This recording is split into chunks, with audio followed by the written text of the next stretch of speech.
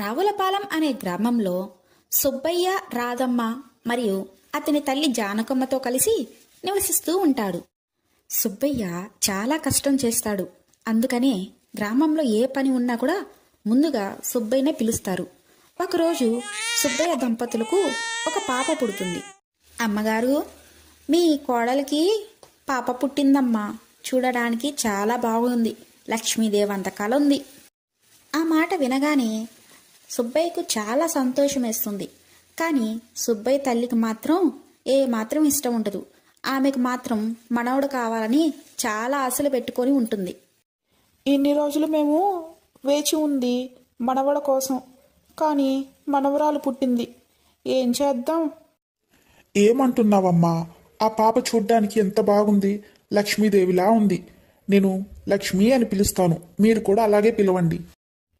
ఇవన్నీ నాకు చెప్పొద్దు.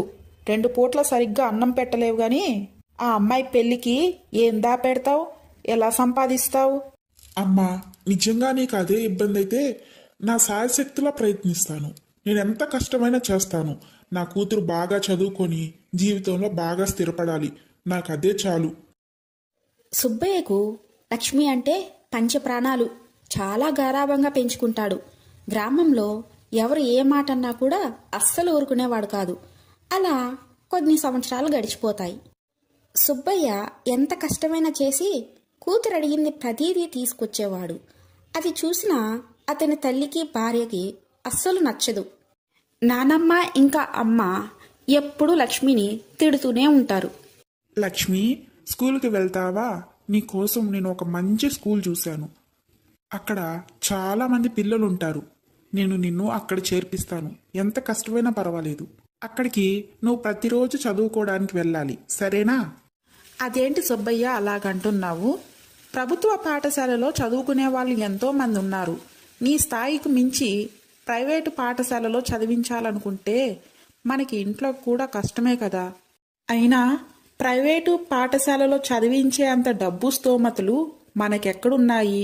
ఆ డబ్బు గనక ఉంటే మన ఇంట్లో తినడానికైనా సాగుతుంది కదా. లక్ష్మికి వాళ్ళ నాన్నంటే చాలా ఇష్టం. వాళ్ళ నాన్న ఇంతలా కష్టపడడం చూసి ఇలా అంటుంది. నాన్నగారు, నానమ్మ చెప్పింది కూడా నిజమే అనిపిస్తుంది.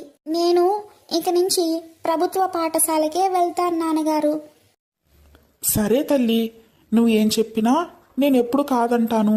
నీ ఇష్టం వచ్చినట్టు కానివ్వండి. అలా 2వ రోజే సుబ్బయ్య తన కూతుర్ని తీసుకుని ప్రభుత్వ పాఠశాలకు వెళ్ళి ఆ పాఠశాలలో చేర్పిస్తాడు. లక్ష్మి, ఓ లక్ష్మి, ఎక్కడున్నావు? ఏమండి, మీరు కూడా ఇలా వచ్చి అన్నం తిందో రాండి, రెడీ చేసేసాను. వస్తున్నా రాదా? లక్ష్మి, చెయ్యి కడుక్కున్నావా? లేదమ్మా, ఇప్పుడే కడుక్కొని వస్తాను. ఈ పిల్లకి ఇంత తెలివి ఉన్నా కూడా మళ్ళీ మళ్ళీ మనమే చెప్పాల్సి వస్తుంది. అన్నం తినేటప్పుడు చెయ్యి కడుక్కోవాలని ప్రతిసారి మనమే చెప్పాల్సి వస్తుంది. అరే వదిలేయి రాదా, చిన్నపిల్ల కదా, ఏం తెలుస్తుంది తనకి? అంతా మీరే చేశారు. అతిగారాపం చేసి ఇప్పుడు మాట వినకుండా చేశారు. అన్నిటికీ కారణం మీరే. లేకపోతే ఆ అమ్మాయి నేను చెప్పినట్టు వింటుంది. అమ్మా, చెయ్యి కడుక్కున్నానమ్మా, ఆకలిగా ఉంది, అన్నం పెట్టవా? ఇదిగో లక్ష్మి, తీసుకో. అలాగే నీకెంతో ఇష్టమని పప్పు ఆకుకూర చేశాను, బాగా తిను, ఆకలేస్తుంది అంటున్నావు కదా. అరే లక్ష్మి, నాకు అసలు అర్థం కానిది ఏంటంటే, ఇప్పటి వరకు నోటికొచ్చింది తిట్టావు, మరి ఇప్పుడే లక్ష్మికి ఎంతో ఇష్టమైన వంటకాలు వండావు. మీరెందుకు అలా అనుకుంటారు? బిడ్డ మీద తల్లికి ప్రేమ లేకుండా ఉంటుందా? తనంటే నాకు చాలా ఇష్టం. లక్ష్మి లేకుండా ఒక్క క్షణం కూడా ఉండలేను. కానీ మీరు ప్రేమ చూపిస్తారు, నేను చూపించను. ఇంకా కోప్పడడం అంటారా? ఇప్పుడు కనుక కోప్పడకపోతే తను వాళ్ళ అత్తారింటికి వెళ్ళినప్పుడు మనం చేసే గారాబం వల్ల అక్కడ వాళ్ళ అత్తయ్యకి మాట వినకుండా వస్తుంది.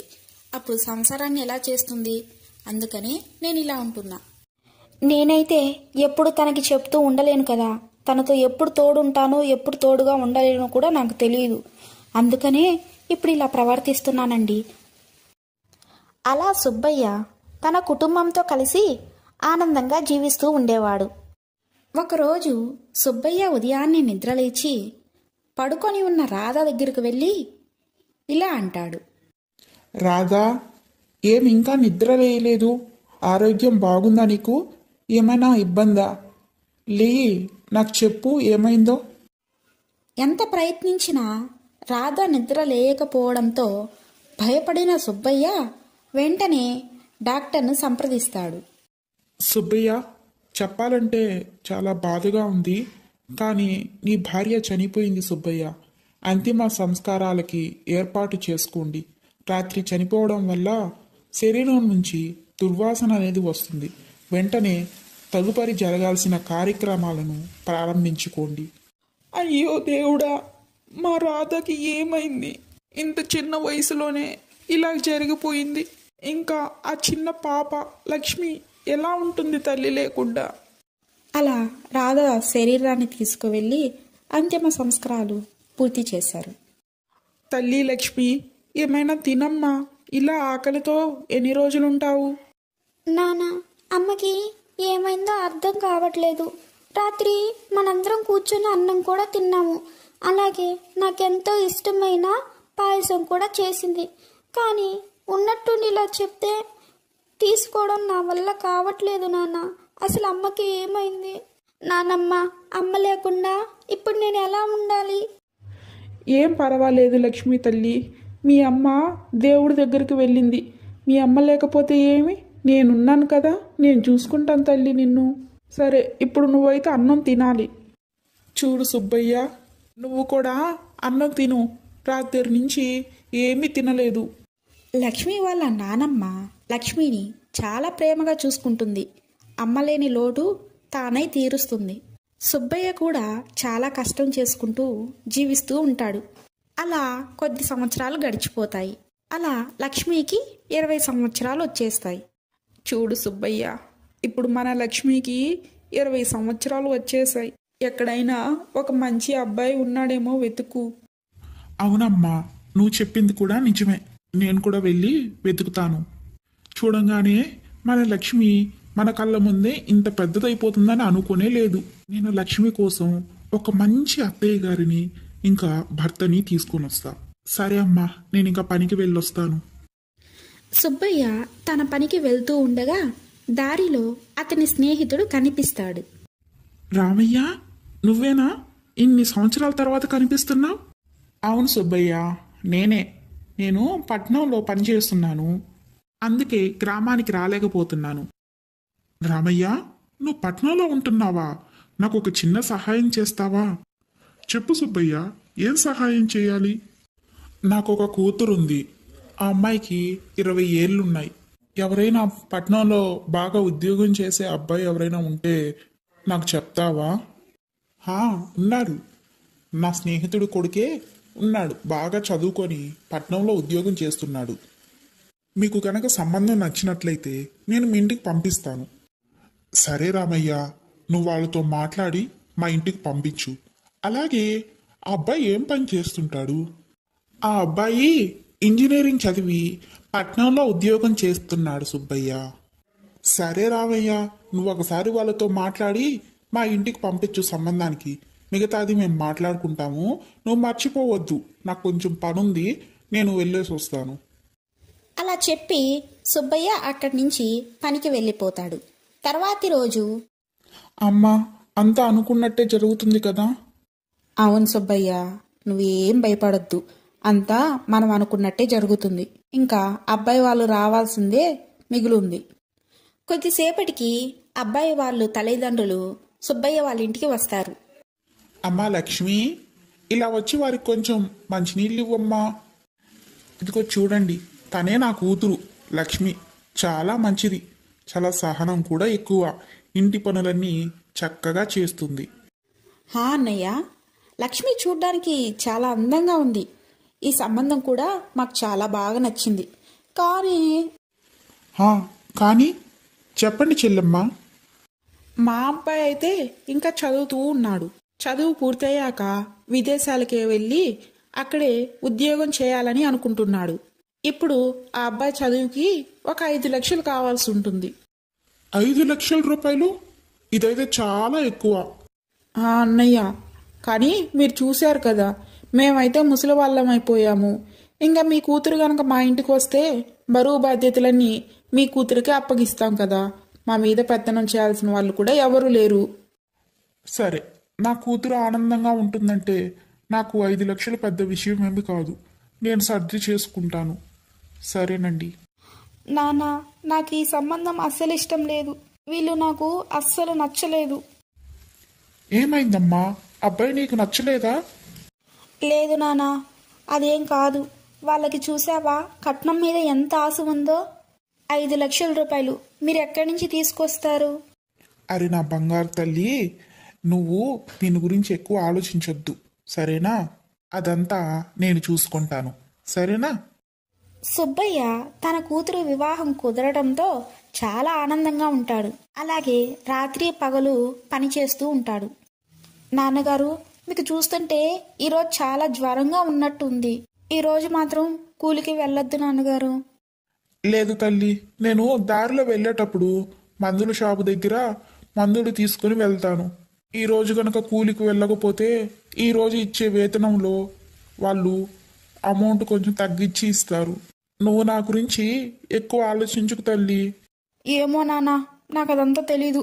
మీరు ఇలాగే ఇంతలా కష్టపడుతూ ఉంటే నాకు ఆ పెళ్ళే వద్దు. నేను అసలు చేసుకోను. లేదు తల్లి, అలా అంతా అనకూడదు, సరేనా? నేను చెప్పిన మాట విని నువ్వు వెళ్ళి పడుకో. ఏం సుబ్బయ్య, ఇంటికి వెళ్ళడం లేదా? రాత్రి అయిపోయింది. లేదు భీమన్నా, కూతురు పెళ్లి పెట్టుకున్నాం కదా, కొంచెం డబ్బులు కుదరలేదు. అందుకని చెప్పేసి ఓవర్ డ్యూటీ ఏమైనా చేస్తే కొంచెం డబ్బులు ఎక్కువ ఇస్తారని వెళ్తున్నాను. కొద్ది రోజులు గడిచిపోయాక లక్ష్మి పెళ్లి రోజు కూడా వస్తుంది. అలా కూతురు పెళ్లిని చూస్తూ ఉన్న సుబ్బయ్యకు అప్పుడే వాళ్ళ అత్తగారు వచ్చి ఇలా అంటుంది. అయ్యా పంతులు గారు, కాసేపు ఆ మంత్రాలు చదవడం ఆపుతారా? ఎందుకంటే మా వియ్యంకులు గారు ఇవ్వాల్సిన కట్నం ఇంకా ఇవ్వలేదు. దాని గురించి కాస్త మాట్లాడాలి. ఆ చెల్లెమ్మ, ఇప్పుడే తీసుకొస్తాను. పెళ్లి మాత్రం ఆపొద్దు చెల్లెమ్మ. ఇదిగోండి చెల్లెమ్మ, ఈ 4 లక్షలు తీసుకోండి. మిగతా 1 లక్ష పెళ్ళే నాకు ఇస్తాను. ఏంటి, 4 లక్షలు ఇస్తున్నారా? నేనైతే 5 లక్షలని చెప్పాను కదా. ఇలా అయితే మాకు పెళ్ళో వద్దు, పిల్ల వద్దు. మీరు 5 లక్షలు తెచ్చిస్తేనే పెళ్లి కానిస్తాం. అమ్మా చెల్లెమ్మ, దయచేసి నువ్వు ఇలా అనొద్దు. నా కూతురి జీవితం పాడవుతుంది. ఇలా పెళ్లి కనుక కాకపోతే చూసిన వారంతా ఏమనుకుంటారు? నా కూతురి జీవితం ఏమవుతుంది తల్లి? కొంచెం ఆలోచించండి అమ్మా. తనైతే తల్లి లేని పిల్ల, దాని మనసు కష్టపెట్టొద్దమ్మా. సరే సరే, పెళ్ళైన తర్వాత 10 రోజులకి ఆ మిగతా డబ్బులు కూడా తెచ్చి ఇవ్వాలి. లేదంటే మీ కూతురిని తిరిగి పుట్టింటికి తీసుకువెళ్ళండి. లేదమ్మా, అలాంటి పరిస్థితి నా కూతురికి తీసుకురాను. మీకు ఏ డబ్బులైతే ఇవ్వాల్సి ఉందో ఆ డబ్బులు నేను సమయానికి మీకు తీసుకువచ్చి ఇచ్చేస్తాను తల్లి. కాస్త మమ్మల్కి ఈ టైం ఇవ్వండి చాలు. నాన్నగారు, నేను మా అత్తయ్య వాళ్ళ ఇంటికి వెళుతున్నాను. నన్ను మర్చిపోకండి. అప్పుడప్పుడు వచ్చి చూస్తూ ఉండండి. అమ్మ లక్ష్మి, నువ్వు మమ్మల్ని ఎప్పుడూ మర్చిపోవద్దు. నీకే కష్టం వచ్చినా మేము ఉన్నామని గుర్తుంచుకో తల్లి. అమ్మ లేకపోయినా మీరు నాకు ఏ రోజు అమ్మలేని లోటు తెలియనివ్వలేదు. మీరు ప్రపంచంలో అందరికన్నా కూడా చాలా మంచి నాన్న నాకు. ఆ దేవుడిచ్చిన నాకు బహుమతి మీరు. ఇంక చాలు, ఆపుతారా? మీదయ్యిందంటే ఇంకా ఇంటికి బయలుదేరదాం. కోడలా, తినడానికి ఏమైనా తీసుకువచ్చేనా? బాగా ఆకలేస్తున్నట్టుంది నీకు. లేదు అత్తయ్య, ఏమీ వద్దు. ఆ 10 రోజులు లక్ష్మి వాళ్ళ అత్తయ్య లక్ష్మిని చాలా ప్రేమగా చూసుకుంటుంది. ఏ పని చేయనిచ్చేది కాదు. 10 రోజులు గడువు తీరిపోయిన తర్వాత, అమ్మా కోడలా, మీ నాన్న ఇస్తానన్న డబ్బులకి గడువు తీరిపోయింది. ఒకసారి ఫోన్ చేసి ఎప్పుడు ఇస్తాడో అడుగు తల్లి. అది అత్తయ్య, నాన్నగారు ఇప్పుడు పనిలో ఉండుంటారు. నేను కాసేపు అయ్యాక కాల్ చేశానా? లేదు లేదమ్మా, ఇప్పుడే ఫోన్ చెయ్యి. ఆయన కూతుర్ని ఇక్కడికి పంపించేసి ఆయన మాత్రం తీరిగ్గా సంతోషంగా ఉన్నాడు అక్కడ. ఒకసారి ఫోన్ చెయ్యి. నాన్నగారు ఎలా ఉన్నారు? బాగున్నారా? ఆ తల్లి, మేం బాగున్నాము. నువ్వు ఎలాగున్నావు తల్లి? కుశల ప్రశ్నలు అడిగింది చాలులే మీ నాన్నని. ముందు ఆ కట్నం డబ్బులు ఎప్పుడు ఇస్తాడో అడుగు. నాన్నగారు, అది మా అత్తయ్య గారికి కట్నం డబ్బులు అడుగుతుంది. ఏమని చెప్పాను? అమ్మా, కట్నం డబ్బులు నాకు సర్దుబాటు అయ్యాయి. ఈరోజు సాయంత్రం లోపల వచ్చి నేను మీ అత్తగారి చేతికి ఆ డబ్బును తిరిగి ఇస్తాను. సరేనా? నువ్వేం బాధపడకు. మీ నాన్న ఈరోజు సాయంత్రమే మీ ఇంటికి వస్తాడు. అలా సాయంత్రానికి సుబ్బయ్య తన కూతురి ఇంటికి కట్నం డబ్బులు ఇవ్వడానికి వెళ్తాడు. ఈ తీసుకో సంతోష్, కట్నం డబ్బులు 1,00,000 రూపాయలు ఇవ్వాల్సింది కదా, ఆ డబ్బు ఇదిగో ఇస్తున్నాను, తీసుకువెళ్ళి మీ అమ్మగారికి ఇవ్వు. నాకు కొంచెం పనుంది, నేను వెళ్తున్నా. అదేమంటి మామయ్య గారు, బయట నుంచే వెళ్ళిపోతారా? మీ కూతురు కూడా ఉంది కదా లోపల, వచ్చి మాట్లాడండి ఒకసారి. లేదు బాబు, నేను లోపలికి వచ్చానంటే లక్ష్మితో మాట్లాడుతూ ఉండిపోతాను. అక్కడ అమ్మ ఒక్కతే ఉంది, ఇంటికి వెళ్ళాలి త్వరగా. సరే, నేను వెళ్ళొస్తానయ్యా. అమ్మా, ఇవ్వాల్సిన కట్నం డబ్బులైతే ఇచ్చేశారు, కానీ నాకు ఇంకా ఒక కారు కూడా కావాలి. కారే ఉంది నానా, ఏమన్నా అడుగు, మీ మామయ్య తెచ్చిస్తేందుకు రెడీగా ఉన్నాడు. ఎందుకంటే మనకి బంగారు గుడ్డు పెట్టే బాతు మన ఇంట్లో ఉంది. ఏ పని చెప్పినా చేస్తుంది. అలాగే ఏం కావాలన్నా దాని నానా కష్టాలు పడి మనకి తెచ్చిస్తాడు. అమ్మా కోడలా, కొంచెం మీ నాన్నగారికి ఫోన్ చేస్తావా? సంతోష్కి ప్రతిరోజు ఆఫీస్కి వెళ్ళడానికి ట్రాఫిక్లో లేట్ అవుతుందంట. కాస్త ఆ అబ్బాయికి కొంచెం ఒక కారు తీసి వచ్చు కదా. ఏంటి అత్తయ్య గారు, కారా? మీకైతే మా పరిస్థితి తెలుసు కదా, మేమెంత పేదవాళ్ళమో. ఆయనైతే ప్రతిరోజు కూలి పనికి వెళ్ళి డబ్బులు సంపాదిస్తాడు. అది మాకు తిండి జరిగేదే కష్టము. ఆ కట్నం డబ్బులు ఇవ్వడానికి కూడా మా నాన్న చాలా కష్టపడ్డాడు. ఇప్పుడేమో మీరు కారు కూడా కావాలంటున్నారు. మరి కారు ఎలా తెచ్చిస్తారు మా నాన్నగారు? ఏంటి నోరు ఎక్కువ అవుతుంది? నువ్వు గనక చెప్పలేదంటే నేనే వెళ్ళి అడుగుతాను. నాకేం మీ మాటలు రావా? నేను వెళ్ళలేనా? అమ్మా, నాకు ఆఫీస్కి వెళ్ళడానికి చాలా లేట్ అవుతుంది. అన్నం త్వరగా పెట్టు, నేను వెళ్ళాలి కదా. నువ్వు ఉండు బాబు, అది ఏం చేస్తుందో లోపల వెళ్ళి చూసేసి వస్తాను. ఏం చేస్తున్నావు నువ్వు ఇక్కడ? ఇంకా వంట వండకుండా? అక్కడ అబ్బాయికి ఆఫీస్కి వెళ్ళడానికి లేట్ అవుతుందంట, కోప్పడుతున్నాడు. అత్తయ్య గారు, నేనే తీసుకువద్దామని అనుకుంటూ ఉన్నాను. నువ్వేం తీసుకురావాల్సిన అవసరం లేదు. ఆ ప్లేట్ నాకు ఇలా ఇవ్వు, నేను వెళ్ళి పెడతాను. లేదంటే నీ మొహం చూశాడంటే మళ్ళీ కోప్పడతాడు సంతోష్. అదేంట్రా నీ పెళ్ళం అలా మాట్లాడుతుంది? నీకు ఆఫీస్కు వెళ్ళడానికి లేట్ అవుతుంది, త్వరగా అన్నం వండు అంటే వండుతాలే అని నాకే తిరిగి సమాధానం చెప్తుంది. నీ భార్యకి చాలా నోరెక్కువ అయిపోయింది. ఏంటమ్మా, అది నీతో ఇలా అందా? ఉండు, దాని పని ఇప్పుడే చెప్తా.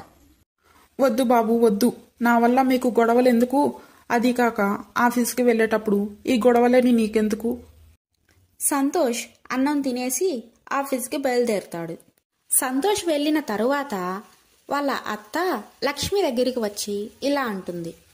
అమ్మా మహారాణి, ఈ రోజంతా గిన్నెలు తోముతూనే ఉంటావా, లేకపోతే ఇంకేమైనా పని చేసేది ఉందా? త్వరగా ఆ గిన్నెలన్నీ తోమేసి ఈ బట్టలు కూడా ఉతుకు. ఇంట్లో ఇంకా చాలా పనులు అలాగే మిగిలిపోయి ఉన్నాయి. అత్తయ్య గారు, ఇన్ని బట్టలు నేను ఒక్కదాన్ని ఎలా ఉతకాలి? మరి లేకపోతే సచ్చిన మీ అమ్మ వచ్చి ఉతకతా? నువ్వే ఉతకాలి. కూర్చొని ఉతుక్కో.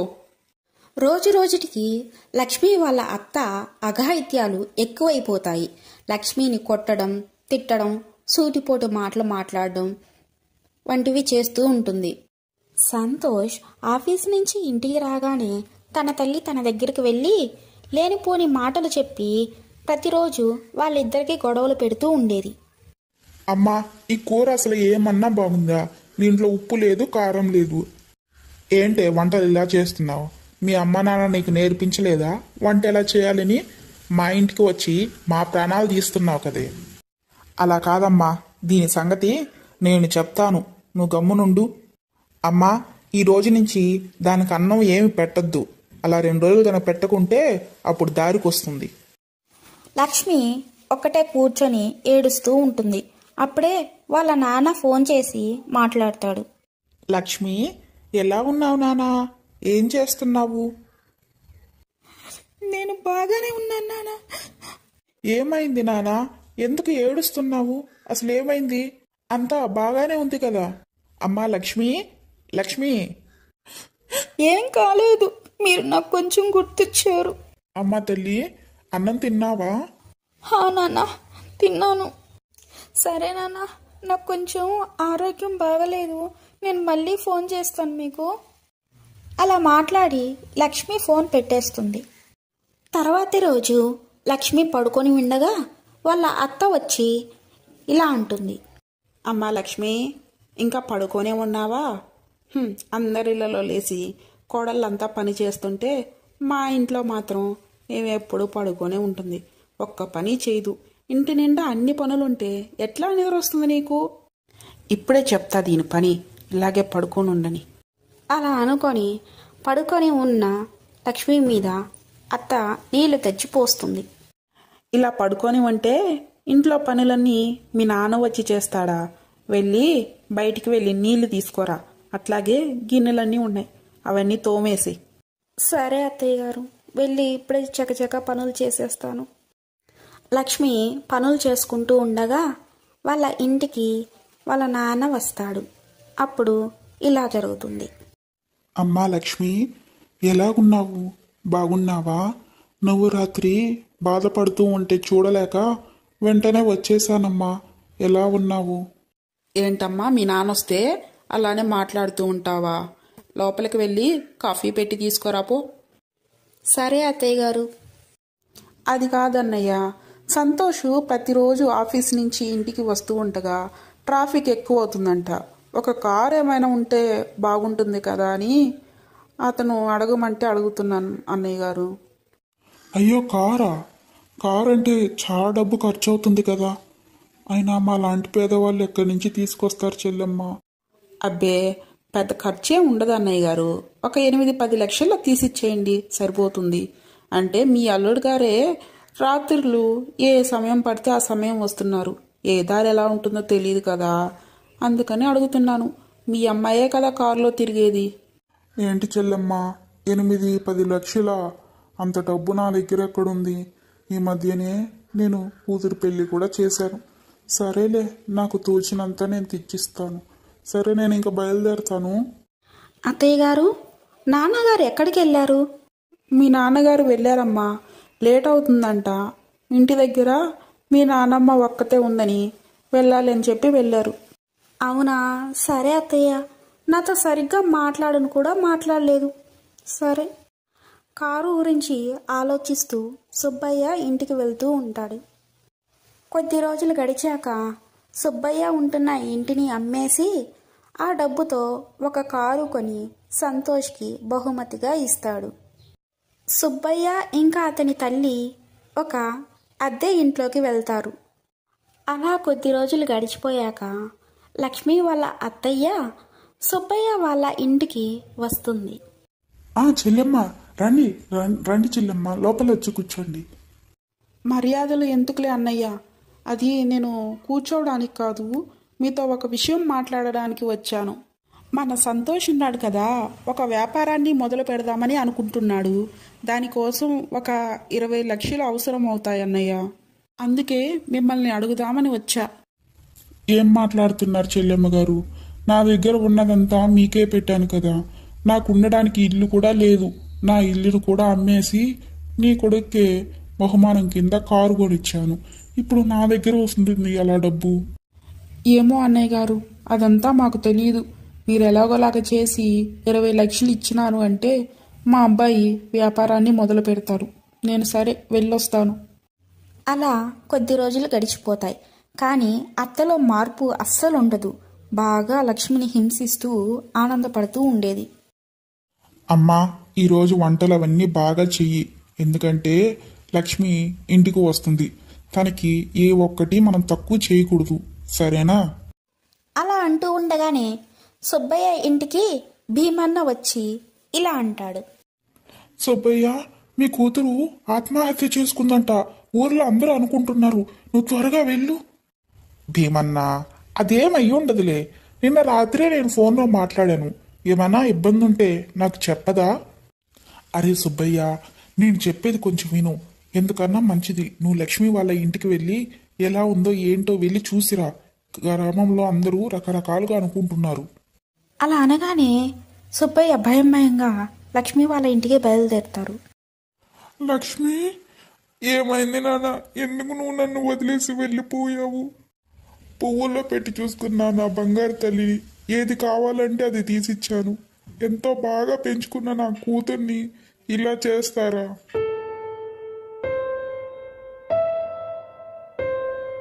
అయ్యా పోలీస్ గారు, ఈమె కోడల్ని రోజు హింసిస్తూ ఉంటుంది, కొడుతూ ఉంటుందయ్యా. మేమే మా కళ్ళారా చాలాసార్లు చూసాము. ఆ అమ్మాయి అయితే చాలా మంచిది. వీళ్ళే అన్నం కూడా పెట్టేవాళ్ళు కాదు తినడానికి. పాపం ఆ అమ్మాయి ఏమో ఏడుస్తూ వాళ్ళ నాన్ననే తలుచుకుంటూ ఉండే. రామాపురం అనే గ్రామంలో సోమయ్య మరియు నిర్మలమ్మ అనే ఇద్దరు దంపతులు నివసిస్తూ ఉండేవారు. అయితే సోమయ్య తన పొలంలో వ్యవసాయం చేస్తూ వచ్చిన ఆదాయంతో తన కుటుంబాన్ని పోషించేవాడు. భార్య నిర్మలమ్మ భర్తకి వ్యవసాయ పనుల్లో చేదోడు వాదోడుగా ఉండేది. ఏమయ్యా, ఉదయం అయ్యింది, పనికి వెళ్ళేదేమైనా ఉందా, లేకుంటే ఇలానే పడుకొని ఉంటావా? లేదు నిర్మలమ్మ, పొలంలో కొంచెం పనుంది, వెళ్ళి చెయ్యాలి. నువ్వు కూడా వచ్చావంటే నాకు పనుల్లో కొంచెం సాయంగా ఉంటావు. అయితే సోమయ్యకు నిర్మలమ్మకు ఒకే ఒక బాధ, పిల్లలు లేకపోవడం. పెళ్ళయి చాలా సంవత్సరాలు అయినప్పటికీ పిల్లలు లేకపోవడంతో గ్రామంలోని ప్రజలందరూ నానా రకాలుగా అనేవారు. ఒకరోజు అనుకోకుండా ఒక ముని నిర్మలమ్మ వాళ్ళ ఇంటికి వస్తాడు. అమ్మా, చాలా ఆకలిగా ఉంది. ఏమైనా ఉంటే పెడతావా తల్లి తినడానికి? అవునా, ఒక్క నిమిషం ఎక్కడే ఉండండి, ఇంట్లో ఏమైనా ఉన్నాయేమో చూసి మీకు ఇస్తాను. అలా నిర్మలమ్మ తాను చేసిన వంటలను ఆ మునికి పెట్టగా అది ఆరగించిన ముని ఒక వరం కోరుకోమని చెప్పగా, అయ్యా మునిగారు, నాకు పెళ్ళయ్యి చాలా సంవత్సరాలు అవుతుంది, కానీ నాకు ఇప్పటి వరకు పిల్లలు లేరయ్యా. ఊర్లో వారందరూ నానా రకాల మాటలని చాలా బాధ పెడుతున్నారు. నాకు ఒక పండంటి పాపనిచ్చావంటే ఆనందంగా ఉంటానయ్యా. అదంతా విన్న ముని ఇలా అంటాడు. తల్లి, నువ్వు ఎవరో నాకు తెలీదు, కానీ ఆకలి అని చెప్పగానే నా ఆకలి తీర్చావు. కాబట్టి నువ్వు కోరుకున్న వరం త్వరలోనే నెరవేరుతుంది. నీకు తల్లయ్యే భాగ్యం త్వరలోనే కలుగుతుంది. ఇది నా ఆశీర్వాదం అనుకో తల్లి అని చెప్పి ముని అక్కడి నుంచి వెళ్ళిపోతాడు. అలా కొన్ని సంవత్సరాలు గడిచిపోతాయి. సోమయ్య నిర్మలమ్మ దంపతులకు ముని ఇచ్చిన ఆశీర్వాదం చేత ఒక పన్నెంటి ఆడపిల్ల పుడుతుంది. ఆ పాపని చాలా అల్లారుముద్దుగా పెంచుకుంటారు వాళ్ళు. అలా కొన్ని సంవత్సరాలు గడిచిపోతాయి. మాధవి చూడటానికి చాలా అందంగా ఉంటుంది. అందుకని ఒక గొప్పింటి సంబంధం వాళ్ళు వచ్చి మాధవి వివాహం గురించి మాట్లాడతారు. కానీ గ్రామంలో వాళ్ళందరూ చాలా ఆశ్చర్యపోతారు. ఎందుకంటే మాధవి వాళ్ళు చాలా పేదవాళ్ళు. వాళ్ళ ఇంటికి ఇంత గొప్ప ధనవంతులు వచ్చి సంబంధాన్ని కుదుర్చుకోవడం చూసి తట్టుకోలేకపోయారు కొంతమంది. ఏంటి చెల్లెమ్మ, మన మాధవి కోసం ఒక గొప్ప ఇంటి వాళ్ళు పెళ్లి చేసుకోవడానికి వచ్చారా? ఇదైతే చాలా సంతోషించాల్సిన విషయం. కానీ కొంచెం జాగ్రత్తగా ఉండండి, ఎందుకంటే గొప్పింటి పిల్లలు ఎప్పుడూ మంచివాళ్ళు కాదు. వాళ్ళకి బయట చాలా చెడ్డ అలవాట్లు ఉంటాయని విన్నాను. అలాంటి వాళ్ళని మార్గంలో పెట్టేందుకు వాళ్ళ తల్లిదండ్రులు మనలాంటి పేద అమ్మాయిల ఇళ్లకు వచ్చి పెళ్లిళ్ళు చేసుకుంటారు. అవునక్క, నువ్వు చెప్పింది కూడా నిజమే. కానీ మాధవి వాళ్ళ నాన్న అన్ని వివరాలు తెలుసుకొనే ఈ సంబంధానికి ఒప్పుకున్నాడు. అలానే ఆయన వాళ్ళ ఇంటికి వెళ్ళి అక్కడంతా వాతావరణం చూశాడు. అక్కడ అన్నీ బాగున్నాయి, ఎలాంటి ఇబ్బంది లేదు మన అమ్మాయికి. ఈ విషయం అయితే మనందరం చాలా సంతోషించాల్సిన విషయం. మరి అబ్బాయి ఎలా ఉన్నాడు? బాగున్నాడా చూడ్డానికి? ఆయన వెళ్ళినప్పుడు అబ్బాయి ఇంటికాడ లేడంట. ఏదో చిన్న ఆఫీస్ పని మీద బయటికి వెళ్ళున్నాడు అని చెప్పారు. కానీ అబ్బాయినైతే చూడలేదు. గాని వాళ్ళ తల్లిదండ్రులు మాత్రం మంచి వాళ్ళలా అనిపిస్తున్నారు. సరే అమ్మా, మీకు ఎలాంటి సహాయం కావాలన్నా మీరు మమ్మల్ని అడగొచ్చు. మాధవి మాకు కూడా కన్న కూతురు లాంటిదే కదా. గ్రామాల్లో అయితే ఇలానే జరుగుతూ ఉంటుంది. ఎప్పుడైనా పేద అమ్మాయి ఇళ్లలో పెళ్లిళ్ళు అవుతున్నాయంటే ఆ గ్రామంలో వారంతా వచ్చి ఆ పెళ్లి పనుల్లో సహాయం చేస్తూ ఉంటారు. అలానే మాధవి పెళ్లి కూడా జరిగిపోతుంది. పెళ్లి చేసుకుని మాధవి ఇంకా తన భర్తతో కలిసి తన అత్తవారింటికి వెళ్తుంది. కానీ మాధవి వచ్చిన రెండో రోజే తన భర్త తను పెట్టుకున్న ఆశలన్నిటి మీద నీళ్లు చల్లేస్తాడు. చూడమ్మా, నువ్వు చాలా గ్రామం నుంచి వచ్చావు. నాకు ఇలాంటి వాళ్ళంటే అస్సలు ఇష్టం ఉండదు. నాకు ఈ పెళ్లి నా ఇష్ట ప్రకారమే జరగలేదు. నాకు ఇష్టం లేకుండానే ఈ పెళ్లి చేశారు. మా అమ్మ వాళ్ళకి ఇష్టమైన అమ్మాయి అయితేనే వాళ్ళు మంచి చెడ్డ చూసుకుంటుందని నిన్ను నాకు ఇచ్చి చేశారు. కానీ నువ్వు చెప్పినట్టు వినేదానికి నేను నీ చెప్పు చేతుల్లో ఉండే అబ్బాయిని కాదు. నన్ను ఎవరు ఆపినా, నన్ను ఎవరు కూడా కంట్రోల్ చేసినా నాకు అస్సలు నచ్చదు. సరేనండి, మీరు ఎలా ఉండాలనుకుంటే అలానే ఉండండి. నాకు ఎలాంటి అభ్యంతరము లేదు. నేను ఏమీ అనుకోను. మీకు నచ్చినట్టు మీరు ఉండొచ్చు. కానీ నాకు ఒక విషయం మీద మాత్రం చెప్పండి. మీ జీవితంలో ఇంకొక అమ్మాయి ఎవరైనా ఉన్నారా? నిజానికి నా జీవితంలో ఎలాంటి అమ్మాయి లేదు. కానీ నా స్నేహితులంటే నాకు చాలా ఇష్టం. ఎక్కువ సమయం వాళ్ళతోనే గడుపుతూ ఉంటాను. వాళ్ళతో తిరగడం, తాగడం, ఆడటం ఇవన్నీ నాకు చాలా ఇష్టం. నేను పొద్దున ఎప్పటి వరకైనా పడుకొని ఉంటాను. రాత్రి ఇంటికి ఎప్పుడైనా వస్తాను. నువ్వు నన్ను అడిగేదానికి వీలు లేదు. సరేనండి, మీకు ఎలా అనిపిస్తే అలానే చేయండి. నాకు ఎలాంటి అభ్యంతరం లేదు. అదంతా విని రాహుల్ చాలా ఆనందిస్తాడు. కానీ రాహుల్ జీవితం మాత్రం మొదట ఎలా ఉందో పెళ్ళైన తర్వాత కూడా అలానే సాగుతుంది. కానీ మాధవి విషయానికి వస్తే పూర్తి విరుద్ధం. పుట్టింట్లో ఎంతో ఆనందంగా ఉన్న మాధవి అత్తింట్లోకి వచ్చాక ప్రతి పని తానై చూసుకుంటూ ఇంట్లో ఎవరెవరికి ఏ అవసరాలున్నా కూడా తాను తెలుసుకొని ఆ అవసరాలను తీరుస్తూ చాలా బిజీ అయిపోతుంది ఇంట్లో పనులకి. నిజం చెప్పాలంటే మాధవి జీవితం పూర్తిగా అమ్మా కోడలా, నీకు ఇక్కడ అంతా అనుకూలంగానే ఉంది కదా? అవును అత్తమ్మ, ఇక్కడ నాకు చాలా బాగుంది. చాలా అనుకూలంగా కూడా ఉంది. మీలాంటి వాళ్ళు ఉన్నన్ని రోజులు నాకెలాంటి ఇబ్బంది వస్తుంది అత్తమ్మ? నువ్వు చూస్తుంటే చాలా మంచిదానివిలా ఉన్నావమ్మా. కానీ మా రాహుల్ ప్రవర్తన విధానమే నీ పట్ల అస్సలు బాలేదు. అదేం పర్వాలేదు అత్తమ్మ.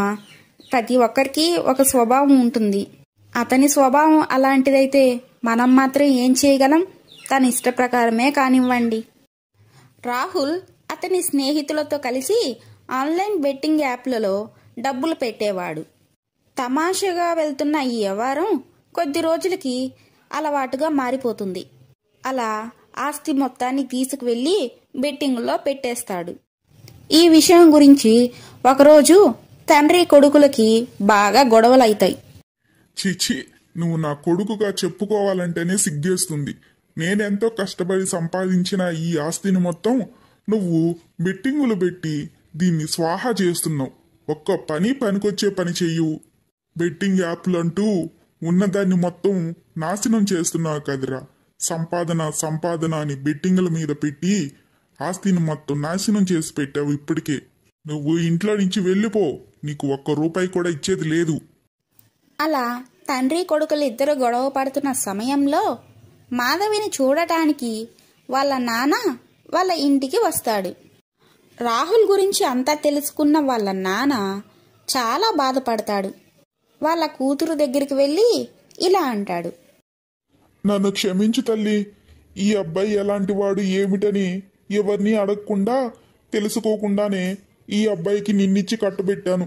ఆ చేతులారా నేనే పాపం చేశాను. ఇందులో మీ తప్పేమీ లేదు నాన్న. నా తలరాతులో ఎలా రాసుంటే అలానే జరుగుతుంది. ఒకవేళ నా తలరాతులో ఇదే రాసుంటే దానికి మీరు మాత్రం ఏం చేయగలరు? మీరు ఎక్కువ ఆలోచించి బాధపడకండి. మా అత్త మామలైతే చాలా మంచివాళ్ళు. వాళ్ళు నన్ను చాలా బాగా చూసుకుంటారు. వాళ్ళు మాధవి చెప్పిన విషయాలన్నీ విని వాళ్ళ నాన్న చేసేదేమీ లేక ఇంటికి తిరిగి వెళ్ళిపోతాడు.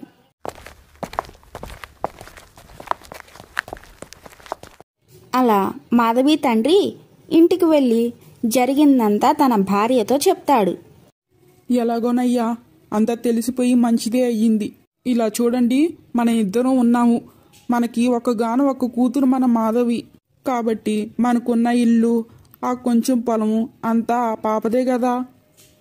ఏమైనా పరిస్థితులు తారుమారైనా కూడా మన అమ్మాయి వాటిని సర్దు చేసుకుంటుందిలేండి.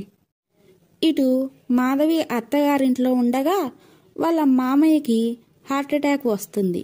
అందువలన అతను చనిపోతాడు.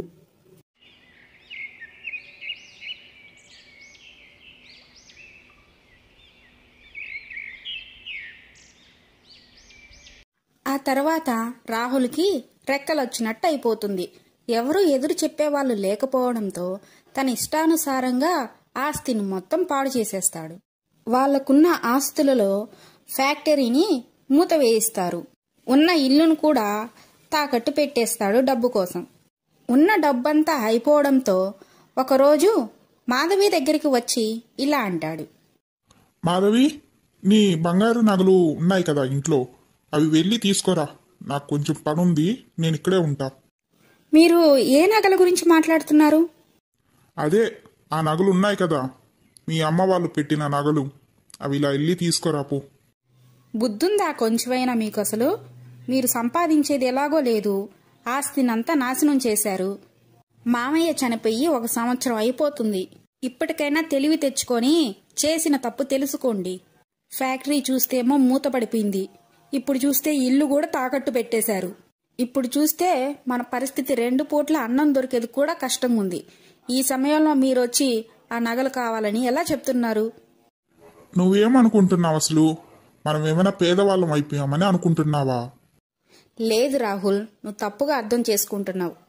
మేము అనుకోకుండా పేదవాళ్ళం కాలేదు, నీ వల్ల పేదవాళ్ళం అయిపోయాం. నువ్వు ఆస్తినంతా ఇలా చేయడం వల్ల మేము పేదవాళ్ళం అయిపోయాం. ఎప్పుడు చూసినా నీ స్నేహితులతో తిరుగుతూ ఉంటావు కదా, ఇప్పుడు డబ్బు అవసరం అయ్యేసరికి నీ స్నేహితులు గుర్తు రాలేదా? ఆస్తి మొత్తం పోయేసరికి ఎటుపోయారు వాళ్ళు? వాళ్ళనే వెళ్ళి అడుగు, ఎంత కావాలో అంత ఇస్తారు కదా నీకు. నాకు అనిపిస్తుంది మీరు వాళ్ళని అడిగితే సహాయం ఎప్పుడైనా చేస్తారు కదా, వెళ్ళి అడగండి. మాధవి మాట్లాడిన మాటలకు రాహుల్ కోపంగా తన స్నేహితుల ఇంటికి వెళ్ళిపోతాడు. అయ్యో రాహుల్, నీ కోసం ప్రాణం ఇచ్చినా తక్కువే. కానీ నేనేం చేశాను? నా దగ్గర అయితే ₹1 కూడా లేదు. నా అకౌంట్ మా నాన్న సీల్ చేపిచ్చేశాడు. ₹1 కూడా వాడేదానికి లేదు. సరేలే కార్తీక్, ఏం ఇబ్బంది లేదులే, ఇంకెవరినైనా వెళ్ళి అడుగుతాను. అలా అని రాహుల్ ఇంకొక స్నేహితుడైన సతీష్ వాళ్ళ ఇంటికి వెళ్తాడు. అలా వెళ్ళగానే రాహుల్కు బయట నుంచి కొన్ని మాటలు వినిపిస్తూ ఉంటాయి. మాకు నీ స్నేహితులు వద్దు, నువ్వు వద్దు, ఇప్పుడే వెళ్ళిపో ఇంట్లో నుంచి. ఇలాంటి వాళ్ళు ఇంట్లో కూడా ఉండకూడదు. పో, ఇప్పుడే వెళ్ళిపో. ఇల్లంతా నాశనం చేసి పెట్టావు. ఆ మాటలన్నీ బయట నుంచి విన్న రాహుల్ తిరిగి వెళ్ళిపోతాడు. రాహుల్కి ఏం చేయాలో కూడా తెలియదు. రాహుల్ ఎవరి దగ్గర అయితే అప్పు తీసుకొని ఉన్నాడో వాళ్ళు రాహుల్తో అడుగుతూ ఉంటారు. కానీ రాహుల్ ఎంత ప్రయత్నించినా ₹1 కూడా దొరకదు. అలా రాత్రి అయిపోవడంతో రాహుల్ తన ఇంటికి వెళ్తాడు. ఇదిగోండి, ఇదేనా తినండి. మాధవి, నాకు ఆకలిగా లేదు, నువ్వు దీన్ని తీసుకుని వెళ్ళు. మిమ్మల్ని చూస్తుంటే డబ్బు దొరికినట్లేదే, కానీ మీ కోపాన్ని అన్నం మీద మాత్రం చూపించొద్దు. దీన్ని తినండి ఇప్పుడు కానీ తినకుంటే రేపు పొద్దున అన్నం దొరుకుతుందో లేదో కూడా నేను చెప్పలేను. మాధవి చెప్పిన మాటలు విని వెంటనే రాహుల్ తినడం ప్రారంభిస్తాడు. అలా 2 ముద్దలు తినగానే రాహుల్ ఏడవటం మొదలు పెడతాడు. మీరిప్పుడు ఎందుకు ఏడుస్తున్నారు? అది కాదు మాధవి, ఈ రోజు నా స్నేహితులందరినీ అడిగాను, ₹1 కూడా దొరకలేదు. ఒక్కరు కూడా నాకు సహాయం చేయలేదు. నాకిప్పుడే అర్థమైంది, మన ఇంట్లో ఉన్న డబ్బునంతా తీసుకువెళ్ళి నేను ఎలా నాశనం చేసి ఖర్చులు పెట్టేశాను. నాన్నగారు ఫ్యాక్టరీ, ఇల్లు, ఇంకా ఆయన పేరు అన్నీ చెడగొట్టేశాను. ఇదంతా నువ్వే అంటున్నావా రాహుల్? నిన్ను చూస్తుంటే చేసిన తప్పుకి పశ్చాత్తాపడుతున్నట్టున్నావు. మాధవి, నాతో తప్పు అయిపోయింది. చాలా పెద్ద తప్పు చేశాను. ఈరోజు నా చేతులతోనే అంతా పోగొట్టేశాను. ఇప్పుడే అనిపిస్తుంది నేను అందరి మీద ఎంత చెడ్డగా ప్రవర్తించానో. నేను చాలా పెద్ద తప్పు చేశాను. నాకు అనిపిస్తుంది నాకు ఇప్పుడే ఆత్మహత్య చేసుకోవాలని. నేను ఒక్క నిమిషం కూడా బ్రతకను. కానీ మాధవి, ఒక చిన్న హెల్ప్ చెయ్యి. నేను చనిపోయాక మా అమ్మని బాగా చూసుకో నువ్వు. ఏంటి రాహుల్ అలా మాట్లాడుతున్నావు? పిచ్చేమైనా వచ్చిందా నీకు? ఒక తప్పు తెలియకుండానే చేశావు. ఆ తప్పు వల్ల ఇప్పుడు మన ఆస్తి అంతా పోయి ఇప్పుడు ఈ పేదరికాన్ని అనుభవిస్తున్నావు. మళ్ళీ తెలిసి ఇంకో తప్పు కూడా చేయాలంటున్నావు. ఇప్పుడేమంటే ఆత్మహత్య చేసుకోవాలని ఇంకో తప్పు గురించి ఆలోచిస్తున్నావు. మళ్ళీ మీ అమ్మని నన్ను చూసుకోమని చెప్తున్నావు. ఒకసారి ఆలోచించు. మీ అమ్మ ఆరోగ్యం గురించి నేను సరిగ్గా పట్టించుకోకపోతే? నేనే ఒక పేదింటి ఆడపిల్లని. ఇంత పెద్ద ఇంటికి కోడలుగా వచ్చాను. ఎక్కువ కూడా చదువుకోనే లేదు. ఏ భరోసాతో మీ అమ్మని నా దగ్గర వదిలి నువ్వు ఆత్మహత్య చేసుకోవాలనుకుంటున్నావు? సరే అయితే నువ్వే చెప్పు, నేనేం చేశాను ఇప్పుడున్న పరిస్థితుల్లో? కష్టం చెయ్యండి. ఏ తప్పైతే జరిగిపోయిందో దానిని సరిదిద్దుకోండి. మీ స్నేహితులు ఎవరైతే ఉన్నారో వాళ్ళ స్నేహాన్ని విడిచిపెట్టండి. ఇప్పటికైనా ఇప్పుడున్న మన పరిస్థితుల్లో మీ అమ్మ కోసము ఇంకా మన కోసము ఏం చేస్తే బాగుంటుందో దాని మీద దృష్టి పెట్టండి. ఇప్పుడు చూస్తే నాన్నగారి ఫ్యాక్టరీ కూడా మూతపడిపోయింది. ఇప్పుడు నాకు ఏ పని దొరుకుతుంది? ఇప్పుడు గనక నేను బయటికి వెళ్ళానంటే అందరూ ఏమనుకుంటారు? నా వల్లే నాన్నగారు చనిపోయారు, నేనే ఇంటిని ఇలా గుల్ల చేశానని అనుకోరు? ఇప్పుడు నేనేం చేశాను? అంతా ఎలా మార్చగలను ఇప్పుడు? ఒకవేళ నేను ఇప్పుడు ఏమైనా సలహా ఇస్తే నా సలహా మీరు తీసుకుంటారా? ఖచ్చితంగా. నువ్వు ఏం చెప్పినా చేయడానికి నేను సిద్ధంగా ఉన్నాను. నాకు అర్థం అవుతుందండి మీరు చెప్పింది. మీ మీద ఎవరు కూడా నమ్మకం పెట్టుకోరు ఇప్పుడు. అందుకని మీరు ఇప్పుడు నాతో పాటు మా ఊరికి రండి. మా నాన్న దగ్గర కొంచెం భూమి అనేది ఉంది. ఆ పొలంలో మీరు వ్యవసాయం చెయ్యండి, కష్టం చెయ్యండి, దాని మీద డబ్బు సంపాదించండి. నేనే ఎక్కడున్నా కూడా నాకు ఎలాంటి ఇబ్బంది లేదు. ఒక పెద్ద భవనంలో ఉన్నా ఒకటే, చిన్న గుడిసెలో ఉన్నా ఒకటే. ఇదంతా నా వల్ల అవుతుందా? నేను చేయగలనా? ఖచ్చితంగా అవుతుంది. మీకంత ధైర్యం ఉంది, మీకంత సత్తా కూడా ఉంది. ఏ తప్పైతే జరిగిందో అది మీ చేతులతోనే జరిగింది. మంచి జరిగినా కూడా మీ చేతుల మీద జరగాలి. కానీ అమ్మా, ఈడైతే ఎప్పుడు కూడా పొలం పనులు చేయలేదు కదా. అది కాదత్తయ్య, బెట్టింగ్ యాప్స్ అంతా ఆడారు కదా, అప్పుడెవరైనా నేర్పించారా? ఈయనే నేర్చుకున్నారు కదా. ఇప్పుడు కూడా అంతే. ఇప్పుడు కూడా వ్యవసాయం చేయడం నేర్చుకుంటానులేండి. తర్వాతి రోజు మాధవి తన అత్త మరియు భర్తతో కలిసి తన అమ్మగారింటికి బయలుదేరుతుంది. అప్పుడే జరిగిందంతా వాళ్ళ అమ్మా నాన్నలకు వివరిస్తుంది. పరిస్థితులన్నీ ఎప్పుడు చక్కపడతాయో అప్పుడే వెళ్ళండమ్మా. అప్పుడు వరకు మా ఇంట్లోనే ఉండండి. మీకు ఎలాంటి ఇబ్బంది లేదు. వ్యవసాయం ఎలా చేయాలో నేను నేర్పిస్తాను అల్లుడు గారికి. మేం చనిపోయాక తనదే కదమ్మా ఇదంతా. మేమెంత కష్టం చేసినా మా మాధవి కోసమే కదా. రాహుల్కి చాలా సిగ్గేస్తుంది. తాను చేసిన తప్పుకు పశ్చాత్తాపడతాడు.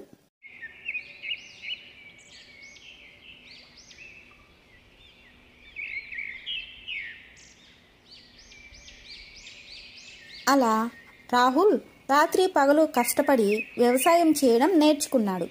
తాను చేసిన కష్టానికి పొలంలో వచ్చిన పంటను చూసి చాలా సంతోషిస్తాడు. పంటను అమ్మగా వచ్చిన డబ్బును చూసి రాహుల్ చాలా సంతోషిస్తాడు. ఈ డబ్బు నేను కష్టం చేయగా వచ్చింది.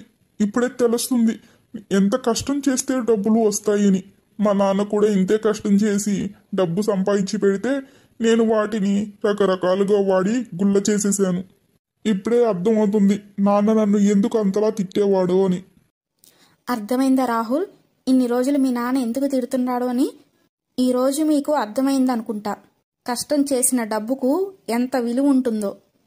అప్పుడే మాధవి వాళ్ళ అత్త అక్కడికి వస్తుంది. అర్థమైందా రాహుల్? నేను ఒక పేదింటి అమ్మాయిని నా ఇంటికి కోడలుగా ఎందుకు తెచ్చుకున్నాను? ఎందుకంటే ఆ అమ్మాయికి డబ్బు విలువ బాగా తెలుసు. మన ఇంటికి మనం బయలుదేరదామా ఇంకా? కానీ అమ్మా, ఆ ఇంటిని మనం తాకట్టు పెట్టేశాం కదా. నా తెలివైన కోడలు ఉండగా అలాంటివన్నీ జరుగుతాయా? అదే సమయంలో మాధవి అమ్మా నాన్న కూడా అక్కడికి వస్తారు. వాళ్ళు ఇలా అంటారు. మాధవి ఇంకా వాళ్ళ అత్తగారు వాళ్లకున్న నగలన్నీ అమ్మేసి ఆ ఫ్యాక్టరీని మరియు ఆ ఇంటిని తిరిగి దక్కించుకున్నారు అని. ఇదంతా రాహుల్ని ఒక మార్గంకి తెచ్చేందుకు వాళ్ళు ఆడిన డ్రామాని తెలియచేశారు. తప్పు తెలుసుకున్న రాహుల్ చాలా బాధపడతాడు. ఇంకా వాళ్ళందరినీ క్షమాపణలు కూడా అడుగుతాడు. మీ అందరినీ నేను క్షమాపణలు కోరుతున్నాను. మీ అందరినీ చాలా ఇబ్బంది పెట్టాను నా పనుల వల్ల. ఇప్పుడే తెలిసింది కష్టం చేసిన డబ్బుకు ఎంత విలువ ఉంటుందో. ఇంక నుంచి నేను చాలా కష్టపడతాను మాధవి. ఇంకా నీకు సంతోషంతోనే ఉంటుంది ప్రతి జీవితంలోనూ. ఇదంతా విని మాధవి తల్లిదండ్రులు వాళ్ళిద్దరికి జీవితాంతం ఆనందాలు సుఖ సంతోషాలతో ఉండాలని దీవిస్తారు. మాధవి అత్త ఇంకా భర్తతో కలిసి తన ఇంటికి వెళ్ళిపోతుంది. ఇంకా రాహుల్ ఎంతో కష్టంతో ఆ ఫ్యాక్టరీని అంతా చూసుకుంటూ తానే సొంతంగా నడిపిస్తూ ఉంటాడు. మళ్ళీ ఒక్కసారిగా వాళ్ళంతా ధనవంతులు అయిపోతారు. మా వీడియో గనక మీకు నచ్చినట్లయితే లైక్ చేయండి, షేర్ చేయండి, కామెంట్ చేయండి. మరెన్నో మంచి మంచి కథల కోసం మా ఛానల్ని ఇప్పుడే సబ్స్క్రైబ్ చేసుకోండి. లక్ష్మీపురం అనే గ్రామంలో నిర్మలమ్మ అనే ఒక మహిళ తన 2 కూతుళ్లతో కలిసి ఆ గ్రామంలో నివసిస్తూ ఉండేది. కొన్ని సంవత్సరాల క్రితం నిర్మలమ్మ భర్త ఒక రోడ్డు ప్రమాదంలో చనిపోయాడు. అప్పటి నుంచి నిర్మలమ్మే తన కుటుంబ బాధ్యతలను మోస్తుంది. అప్పటి నుంచి ఆమెకు తెలిసిన వాళ్ళ ఇళ్లలో పనులు చేస్తూ వచ్చిన ఆదాయంతో తన 2 పిల్లలను పోషిస్తూ చదివిస్తూ ఉంటుంది. కానీ ఎంత పని చేసినా కూడా వచ్చే ఆదాయం సరిపోకపోవడం వలన 2 కూతుళ్ళని చదివించలేక పెద్ద కూతురు చదువును మధ్యలోనే ఆపిచ్చేస్తుంది. అలా కొన్ని సంవత్సరాలు గడిచిపోతాయి. ఎలా ఉన్నావు నిర్మల? చూసి నిన్ను చాలా కాలం అయింది. మొన్న ఈ మధ్యనే పెళ్లిళ్ళ పేరయ్య ఒక మంచి సంబంధం తీసుకువచ్చాడు. అబ్బాయి అయితే చాలా మంచి ఉద్యోగం చేస్తూ ఉంటాడు. మీకు గనక అబ్బాయి నచ్చినట్లయితే నేను ఆ పెళ్లిళ్ళ పేరయ్యతో మాట్లాడతాను. నువ్వు చెప్పింది కూడా నిజమే సునీతమ్మ. మా 2 కూతుళ్ళు చూస్తే పెళ్ళిడికి వచ్చేశారు. ముందు నా పెద్ద కూతురు సుజాత పెళ్లి చేయాలి. సుజాత పెళ్లి సంబంధం గురించి అయితే మాట్లాడు వెళ్ళి. అది సరే గాని సుజాత గురించి అయితే మళ్ళీ మాట్లాడుకుందాం. కానీ ఆ పెళ్లి వారికేమో అమ్మాయి బాగా చదువుకొని ఉద్యోగం చేస్తుండాలంట. మన సుజాత అయితే పెద్దగా ఏమి చదువుకోలేదు. అందుకని చిన్నమ్మాయికి ఇచ్చి చేస్తే బాగుంటుందని అడిగాను. ఇంత మంచి సంబంధం మళ్ళీ మళ్ళీ మన ఇంటి వైపు వస్తుందా? వచ్చినప్పుడే మనం కూడా తొందరపడాలి. ఎలాగో మన చిన్నమ్మాయి బాగా చదువుకోనుంది కాబట్టి ఈ సంబంధాన్ని ఇచ్చి పెళ్లి చేద్దాం. కానీ సునీత, పెద్ద కూతురు కంటే ముందు చిన్న కూతురు పెళ్లి నేను చేయలేను. అలా చేశానంటే ఊర్లో వాళ్ళందరూ ఏమనుకుంటారు? నా పెద్ద కూతురులో ఏదో లోపం ఉంది, అందుకే చిన్న కూతురికి పెళ్లి చేశానని అనుకోరు? నువ్వు చెప్పింది కూడా నిజమే. కానీ నాకు తెలిసిన ఒక సంబంధం ఉంది. ఆ అబ్బాయి ఫ్యాక్టరీలో పనిచేస్తాడు. నెలకి ఒక 8-10 వేలు దాకా వస్తుంది. కానీ ఆ అబ్బాయి అయితే చాలా పేదవాడు. కానీ చిన్న అమ్మాయికి దొరికినట్టు అంత బాగా చదువుకొని మంచి ఉద్యోగం చేయాలంటే కష్టం కదా. అవన్నీ కాదు నిర్మలమ్మ, నువ్వు చెప్పు. నీకు నచ్చినట్లయితే నేను ఈ సంబంధాన్ని కుదిర్చి చేస్తాను మీకు. నువ్వు చెప్పింది కూడా నిజమే సునీత. నేను కూడా చాలా సంబంధాలు చూశాను సుజాత కోసం. కానీ ఏం చేయను, సుజాత తక్కువ చదువుకొని ఉండటం వల్ల ఎవ్వరూ చేసుకోవడానికి ముందుకు రావట్లేదు. ఇప్పుడు నువ్వు చెప్పిన సంబంధంలో తక్కువ సంపాదిస్తే ఏమి, ఆనందంగా చూసుకుంటే నా బిడ్డని, నాకు అదే చాలు. ఎప్పుడైనా వాళ్ళకి పెళ్ళిళ్ళు చేయాల్సిందే. అప్పటి వరకు ఉండే కంటే వచ్చిన సంబంధాన్ని వదులుకోవడం ఎందుకు? సునీత చెప్పిన సంబంధం నచ్చడంతో నిర్మలమ్మ ఒకే రోజు ఒకే మండపంలో తన 2 కుమార్తెల పెళ్లిని చాలా ఘనంగా జరిపిస్తుంది. అదే రోజు పెళ్లి కూతుళ్ళుగా వారి వారి అత్తాలిళ్ళకి వెళ్ళిపోతారు. అలా వాళ్ళ పెళ్ళయ్యి కొన్ని సంవత్సరాలు గడిచిపోతుంది. అనుకోకుండా ఒకరోజు సుజాత దగ్గర నుంచి వాళ్ళ అమ్మకి ఫోన్ వస్తుంది. ఎలాగున్నావమ్మా? నిన్ను కలిసి చాలా రోజులు అవుతుంది. నేను అనుకుంటా ఉన్నానమ్మా నీ దగ్గరికి రావాలని. ఈరోజే బయలుదేరి వస్తామనుకుంటున్నాను. అవునమ్మా, మీరిద్దరు కూడా నాకు చాలా గుర్తొస్తున్నారు. నువ్వు వచ్చేటప్పుడే మీ చెల్లిని కూడా నీతో పాటు వెంట పెట్టుకొని తీసుకురా అమ్మా.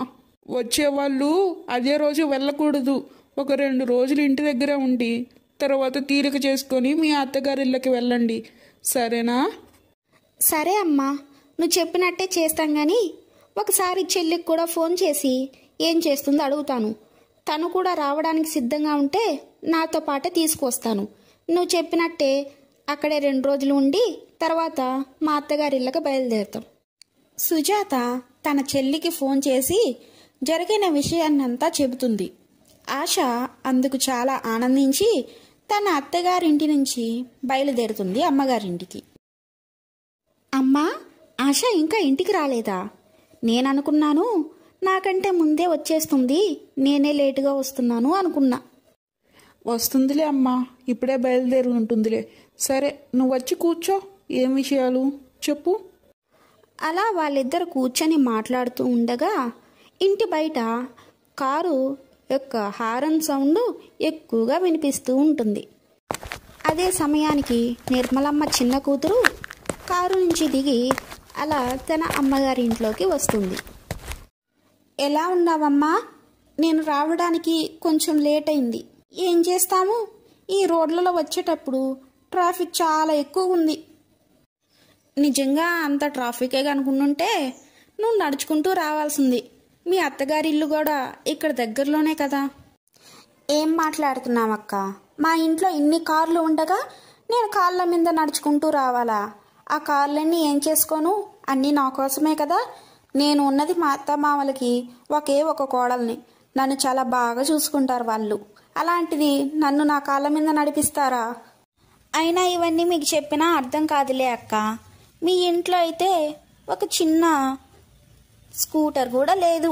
అలాగే మీరు ఎక్కడికైనా వెళ్ళాలంటే నడుచుకుంటూనో లేకపోతే ఏ బస్సులోనో వెళ్ళాలి. కానీ మేము అలా కాదు కదా. ఏం మాట్లాడుతున్నావు ఆశ? తను నీ అక్క, సొంత అక్క గురించి అలా మాట్లాడతారు ఎవరైనా? ఇలా నీ సొంత అక్క గురించి తక్కువ చేసి మాట్లాడడం వల్ల నీకు ఆనందంగా ఉందా? ఇప్పుడు నిన్ను చదివించినట్టు నీ అక్కను కూడా చదివించుంటే నీతో పాటు ఆస్తిలోనూ సరితూగేది తను. నీ చదువు కోసం తన చదువును ఆపేసి నేను ఒక పేదింటికి కోడల్ని చేశాను తనని. అయ్యో అమ్మా, నువ్వెందుకు అంత సీరియస్ అయిపోతున్నావు? నేనేదో అక్క గురించి కొంచెం తమాషా చేశాను అంతే. ఏం పర్వాలేదు ఆశ, మనిద్దరం అమ్మ కోసం ఈరోజు ఒక మంచి వంట చేద్దాం, సరేనా? రోజు అమ్మే కదా కష్టపడుతుంది, ఈరోజు అమ్మకి కొంచెం విశ్రాంతినిద్దాం. అలాగే మనిద్దరం వంట చేసిన తర్వాత మన ముగ్గురం కూర్చొని చాలా సంవత్సరాల తర్వాత కూర్చొని తింటూ మాట్లాడుకుంటూ ఉందాం. అక్క, నీకొకటి తెలుసా? నేను అసలు ఎప్పుడు వంట వండను. ఎప్పుడైనా నేను ఆకలేస్తే రెస్టారెంట్ నుంచి ఆర్డర్ పెట్టుకుంటాను. చెప్పండి, మీకిద్దరికి ఏమేమి కావాలో చెప్పారంటే నేను వెంటనే ఆర్డర్ పెట్టేస్తాను. అప్పుడు ఎంచక్కా మనం కూర్చొని తిందాం. లేదమ్మా, నాకు ఈరోజు మీ ఇద్దరి చేతి వంట తినాలనిపిస్తూ ఉంది. అందుకని ఈ రెస్టారెంట్ నుంచి ఎంత ఏమొద్దమ్మా. మీరిద్దరూ మీ చేతులతో చేస్తే నాకు తినాలని ఆశగా ఉంది. ఏంటమ్మా నువ్వు కూడా? ఇంతకంటే మంచి ఆహారం మనకి రెస్టారెంట్ నుంచి దొరుకుతుంది. ఇంకా రకరకాల వంటలు కూడా ఉంటాయి మనకి. ఇప్పుడు చెప్పమ్మా, నీకేం తినాలనిపిస్తుంది? మీకు ఏమేమి కావాలో చెప్పారంటే నేను తెప్పిస్తాను. అలాగే మా అత్తగారింట్లో కూడా ఎప్పుడూ ఒక పని మనిషి ఉంటుంది. ఆమె మాత్రమే వంటలు చేస్తుంది మా ఇంట్లో. నాకు ఇప్పుడు వంట చేయడం కూడా సరిగ్గా రాదు. నా అలవాటంతా పోయింది వంట చేయడంలో. ఏం పర్వాలేదు చెల్లి, నువ్వు ఇక్కడే కూర్చొని అమ్మతో మాట్లాడుతూ ఉండు. నాకైతే అలవాటు ఉంది కదా చేయడంలో. నేను చేస్తాను, మీరందరూ కూర్చొని తినొచ్చు, ఇబ్బంది ఏం లేదు. అలా అందరి కోసం సుజాత మంచిగా వండుకొని తీసుకువస్తుంది. అలా సుజాత వండిన ఆహారాన్ని నోట్లో పెట్టుకున్న ఆశ వెంటనే కిందకు ఊసేస్తుంది. అదేంటక్క, బాగా వంట చేస్తావనుకుంటే ఇలా చేసావు? అసలు నోట్లో పెట్టుకునేలా ఉందా ఈ వంట? అసలు ఏం బాగలేదు. అదే రెస్టారెంట్లో అయితే ఎంత బాగుండేదో. ఇందులో కూడా కొంచెం ఫ్లేవర్ కూడా లేదు. నేనైతే నాకు నచ్చిన ఆహారాన్ని రెస్టారెంట్ నుంచి పెట్టుకుంటాను. మీరే తినండి ఈ పేదింటి ఆహారాన్ని. ఇదంతా చూసిన నిర్మలమ్మకు సుజాతకి ఆశా ప్రవర్తన మీద చాలా కోపం వస్తుంది. నిర్మలమ్మకి బాగా కోపం వచ్చి తన చెల్లిని ఒక మాట అనవేసరికి సుజాత కల్పించుకొని తను చిన్నపిల్ల ఏమనొద్దు అని నచ్చ చెబుతుంది తల్లిని. ఏం పర్వాలేదు ఆశ. నీకు ఈ వంట నచ్చుకుంటే నువ్వు ఆనందంగా బయట రెస్టారెంట్ నుంచి ఆర్డర్ పెట్టుకో. మాకు ఎలాంటి అభ్యంతరం లేదు. అలా తిన్న తరువాత సుజాత ఇంట్లో ఉన్న గిన్నెలన్నీ తోమేసి నీట్గా సర్దేస్తుంది. ఇంకా ఆశతో ఇలా అంటుంది. ఆశ, మీ డ్రైవర్ ఇంకా బయటే ఉన్నారు. రాత్రి అవుతుంది కదా, తనని ఇంటికి వెళ్ళమని చెప్పు. మనం ఈ రాత్రికి ఇక్కడే ఉండేసి రేపు ఉదయాన్నే బయలుదేరుతాం మన అత్తగారిళ్ళకి. లేదు లేదక్క, నేను రాత్రికి ఇక్కడ అస్సలు ఉండలేను. నేను ఇంక కొద్దిసేపటికి బయలుదేరుతాను. ఏమైంది ఆశ? ఎందుకు వెళ్ళిపోదాం అనుకుంటున్నావు? నీకైతే ముందే చెప్పాను కదా నేను ఇక్కడే ఉండాలి అని. ఏమైనా ఇబ్బందా? ఇంట్లో ఏమైనా పని పడిందా లేకుంటే? అవునక్క, నువ్వు చెప్పావు కానీ నాకు కొంచెం పని పడింది. నాకైతే ఏసీ లేకుంటే అస్సలు నిద్ర పట్టదక్క. ఇంకా ఇక్కడ చూస్తే ఒక కూలర్ కూడా సరిగ్గా లేదు. అందుకనే ఈరోజు రాత్రంతా నేను ఇక్కడ ఉండలేనక్క. అలా చెప్పి ఆశ తన కారు ఎక్కడానికి బయటకు బయలుదేరుతుంది. నిర్మల ఇంకా సుజాత ఎంత నచ్చ చెప్పినా కూడా ఆశ అస్సలు వినదు వాళ్ళ మాట. అలా చేసేది ఏమీ లేక వాళ్ళిద్దరూ చూస్తూ ఉండిపోయారు. నేను అసలు అనుకోనే లేదు సుజాత, ఒక గొప్పింటికి కోడలయ్యాక ఇంత తలపోగురు వస్తుంది అని. అమ్మా, నువ్వు ఎక్కువ ఆలోచించొద్దు. కొద్ది రోజుల తర్వాత అన్నీ సర్దుకొని యథాస్థితికి వస్తాయి. చిన్నది కదా, తనకి ఆలోచించుకోవడానికి కొద్దిగా సమయం పడుతుందమ్మా. ఇంతలోనే మనం తప్పుగా అర్థం చేసుకుంటే ఎలా తన గురించి? పదమ్మా, మనం ఇంట్లోకి వెళ్ళి కబుర్లు చెప్పుకుందాం. నీతో చెప్పాల్సిన విషయాలు చాలా ఉన్నాయి. అమ్మాయి, అల్లుని నిన్ను బాగా చూసుకుంటున్నాడా తల్లి? బాగా చూసుకుంటాడమ్మా ఆయన. ఆస్తి లేదు అనే ఒక్కటే కానీ పేదరికంలో ఉంటే మాత్రం ఏమి, ధనికులకు సమానంగా అంత ప్రేమను చూపిస్తాడు నాకు మా ఆయన. చాలా బాగా చూసుకుంటాడు. ఇంకా మా అత్తతో కూడా నాకు ఎలాంటి ఇబ్బంది లేదు. తను కూడా నన్ను కోడలలా కాకుండా ఒక కూతురులా చూసుకుంటుంది. మీరంతా ఆనందంగా ఉంటే నాకు అదే చాలమ్మా. ఆనందంగా నేను ఉంటాను ఈ బ్రతికిన కొద్ది రోజులు. అలా సమయాన్ని చూసుకోకుండా అమ్మ కూతుళ్ళిద్దరూ కబుర్లు చెప్పుకోవడంలో నిమగ్నమై ఉంటారు. వాళ్ళు అలా మాట్లాడుకోవడంతో ఎప్పుడు తెల్లారిందో కూడా తెలియదు వాళ్ళకి. అలా సుజాత ఉదయం వరకు ఉండి వాళ్ళ అమ్మకి టిఫిన్ అంతా చేసి తిరిగి వాళ్ళ అత్తగారింటికి బయలుదేరుతుంది సుజాత. కొద్ది రోజుల తర్వాత సుజాత ఆరోగ్యం అస్సలు బాగోదు. అనారోగ్యం పాలవుతుంది. ఒకరోజు వాళ్ళ చెల్లికి ఫోన్ చేస్తుంది సుజాత. ఆశ, నా ఆరోగ్యం చాలా చెడిపోయింది. అస్సలు ఆరోగ్యం బాగలేదు. కొద్ది రోజులు వచ్చి ఇక్కడే ఉండు ఆశ. నా ఆరోగ్యాన్ని చూసుకునేందుకు ఇక్కడ ఎవ్వరూ లేరు. ఆయన చూస్తే రోజంతా చాలా బిజీగా ఉంటారు. ఇంకా నా పని ఎలా చూసుకుంటారాయన? నువ్వు వస్తే నాకు కొంచెం సహాయం చేసినట్టు ఉంటుంది ఆశ. అక్క, అది నువ్వు చెప్పినట్టే వస్తాను, కానీ అక్కడ ఏసీ ఏం లేదు కదా, ఇంకా డిష్ వాష్ కూడా లేదు, ఇంకా అక్కడ వాషింగ్ మిషన్ కూడా లేదు. ఇంకా నేను అక్కడికి వచ్చి ఇంత పని నా వల్ల కాదక్క, నేను చేయలేను. అయితే ఒకటి మాత్రం చేయగలను. నీకు ఎలాంటి అభిప్రాయం లేదంటే ఒక పని మనిషిని మాత్రం కుదిర్చి నీ దగ్గరికి పంపిస్తాను. ఆశ చెప్పిన మాటలకి సుజాత విని చాలా బాధపడుతుంది. అదంతా విని తిరిగి సుజాత ఆశ ఇలా అంటుంది. వద్దులే ఆశ, నువ్వు రావద్దు, నాకు ఆ వంట మనిషి వద్దు. ఈ కొద్ది రోజులకి అమ్మనైనా ఇంటికి పిలిపించుకొని కొంచెం పని చేయించుకుంటాను. సరే సరే అక్క, నాకు కొంచెం పని ఉంది, కొంచెం కిట్టి పార్టీకి రెడీ అవ్వాలి. అలా చెప్పి ఆశ ఫోన్ పెట్టేసి ఇలా అనుకుంటుంది. అమ్మయ్యా, ఎలాగోలాగా తప్పించుకున్నాను.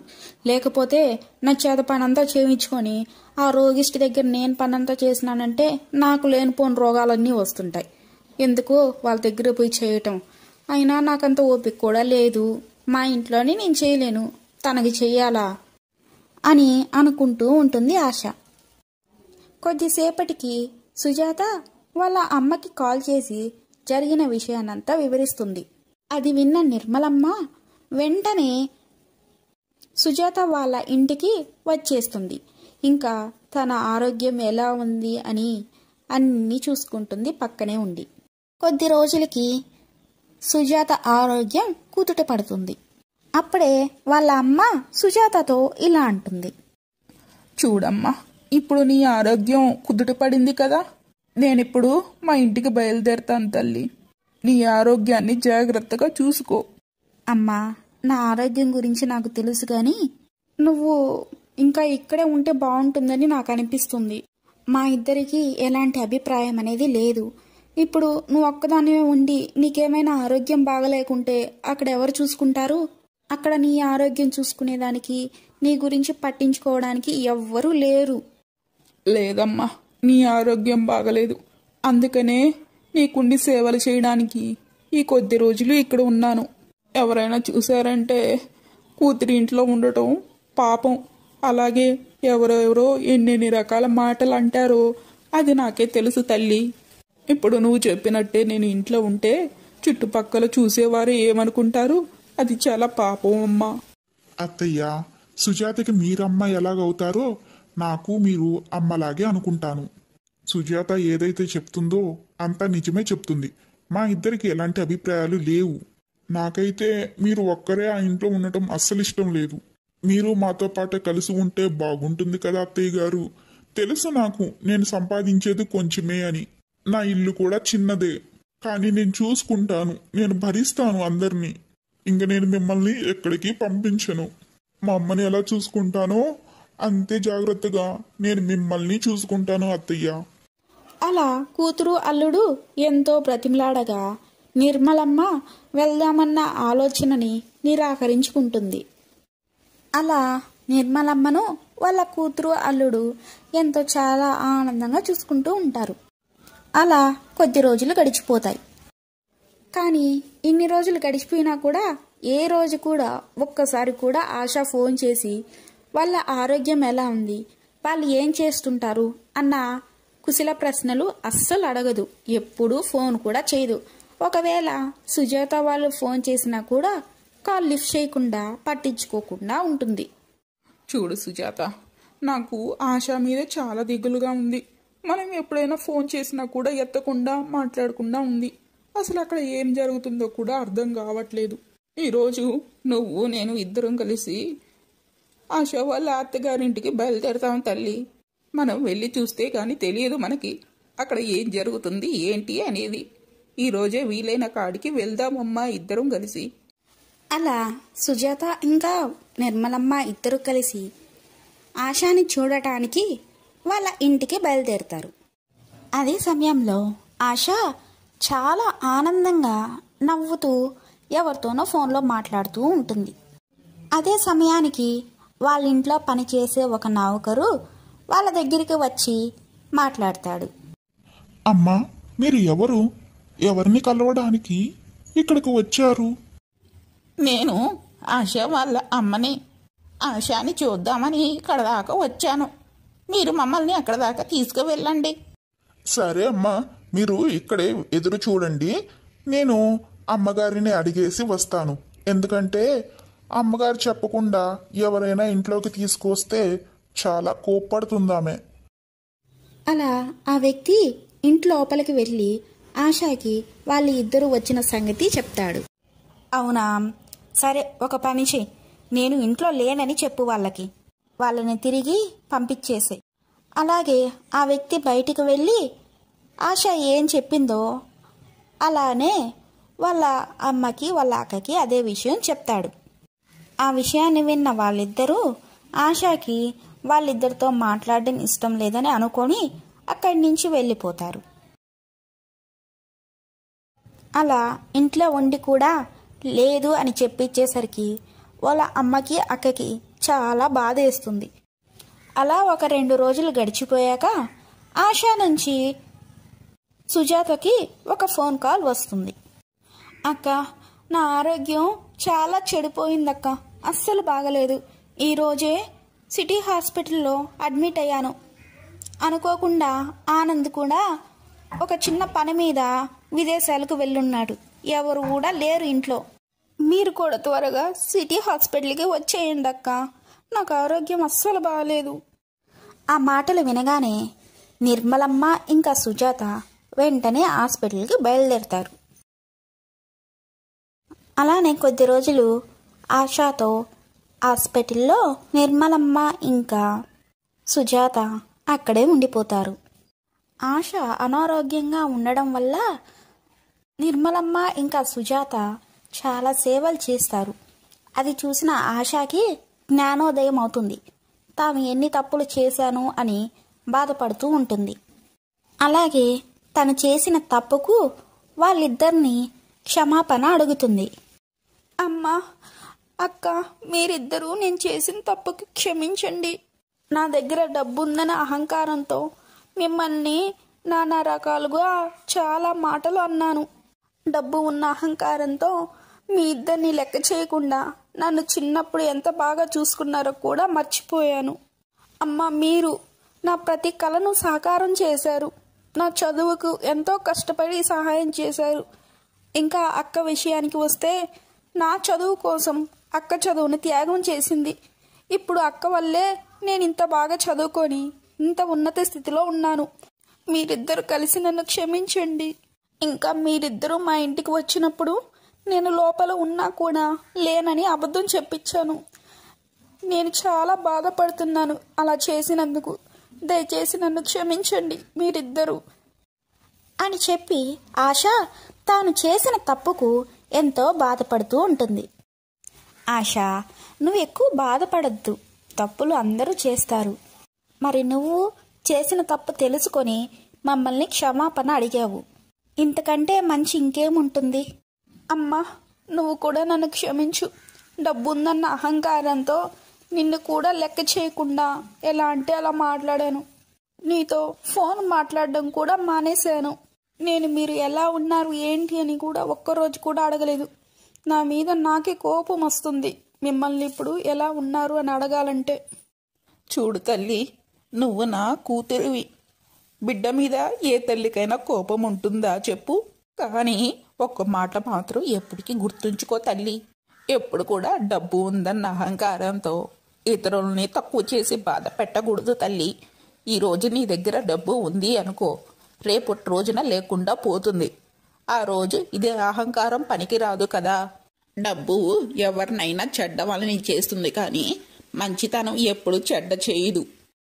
ఆ రోజు నుంచి ఆశ తనకి డబ్బున్న అహంకారాన్ని విడిచిపెట్టి అందరితోనూ సమానంగా ఆనందంగా ఉంటుండేది.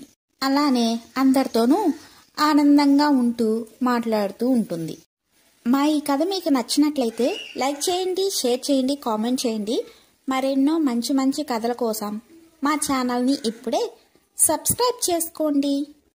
అనగనగా ఒక గ్రామంలో సుబ్బయ్య మరియు రాధమ్మ అని ఇద్దరు దంపతులు నివసిస్తూ ఉండేవారు.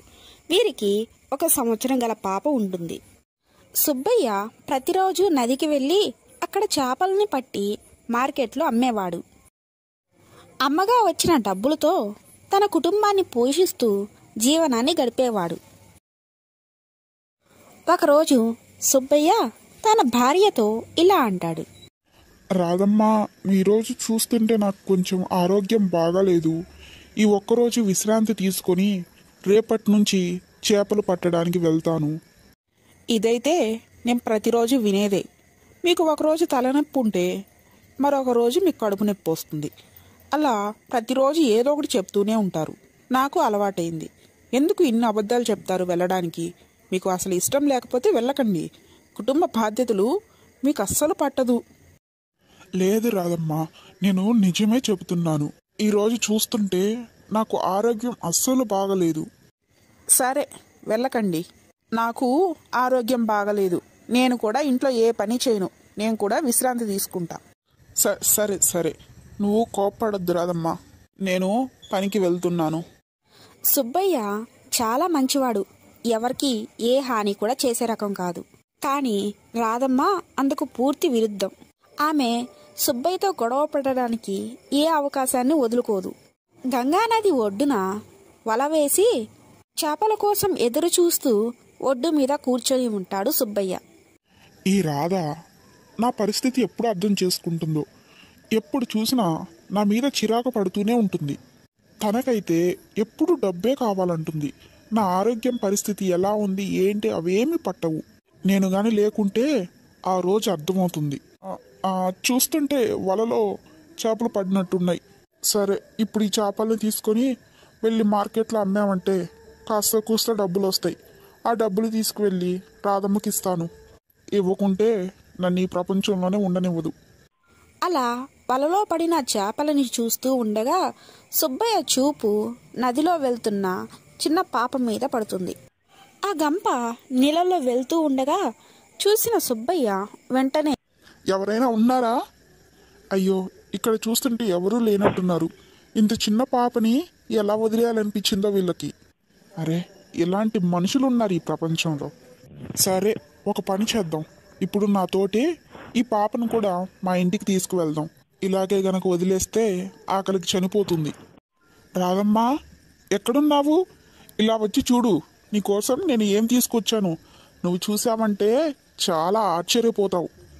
ఎందుకు అంత గట్టిగా అరుస్తున్నారు? వచ్చాను కదా. అయినా ఎందుకు ఇంత లేట్ అయింది అక్కడి నుంచి రావడానికి? మీరు ఇంత లేటుగా వస్తే డబ్బుతో నేను ఎప్పుడు వండాలి, ఎప్పుడు చెయ్యాలి? అరే రాధా, కొద్దిసేపు నోరు మూస్తావా? ఎప్పుడు చూడు డబ్బు డబ్బు అంటూ ఉంటావు. ఇదిగో ఇలా చూడు, ఇంత చిన్న పాప చూడ్డానికి ఎంతో ముచ్చటగుంది. ఇంత చిన్న పాపని ఎవరో నీళ్ళల్లో వదిలేసి వెళ్ళిపోయారు. ఎవరు వదిలేరో కూడా తెలియట్లేదు. ఎవరో బిడ్డని వాళ్ళు వద్దు అనుకొని వదిలేసుకుంటే మీరెందుకు ఇంటి వరకు తీసుకొచ్చారు? నువ్వు ఎలాంటి మాటలు మాట్లాడుతున్నావు? నీకైనా అర్థమవుతుందా? నేను గాని ఇంటికి తీసుకురాకపోతే చూస్తూ చూస్తూ ఆ నదిలో ఉన్న చేపలకి వదిలేయమంటావా ఆహారంగా? ఈ పిల్లని నదిలో ఉన్న చేపలు తింటే నాకేంటి, అడవిలో ఉన్న సింహాలు తింటే నాకేంటి? నన్నేం చేయమంటావు? ఇప్పుడేంటి, ఈ పిల్లని ఇంట్లో ఉంచాలా? నేను ఉంచనివ్వను. చాలా ఎక్కువ చేస్తున్నావు రాధా. ఇన్ని రోజులు నువ్వు ఏం చేసినా నేను గమ్మునా ఉన్నాను. ఇప్పుడు నేను చెప్పే మాట జాగ్రత్తగా విను. ఈ బిడ్డ ఈ ఇంట్లోనే ఉంటారు. మనతో పాటే పెరుగుతుంది. మన పాపతో పాటే ఈ పాప కూడా పెరుగుతుంది. సరేనా? ఈ విషయంలో వేరే ఆలోచన ఏమి లేదు. రాధమ్మ సుబ్బయ్య మాటలకి ఆశ్చర్యపోతుంది. ఎందుకంటే సుబ్బయ్య ఎప్పుడూ ఇలా ప్రవర్తించలేదు.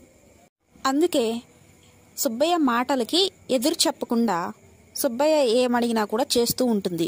అలాగే బిడ్డను ఇంట్లో ఉంచుకునేదానికి కూడా ఒప్పుకుంటుంది. సుబ్బయ్య ఆ పాపని చాలా ప్రేమగా చూసుకుంటాడు. ఆ అమ్మాయికి గంగా అని పేరు కూడా పెడతాడు. కాలం గడుస్తున్న కొద్దీ గంగా ఇంకా నిధి వేగంగా పెరగసాగారు.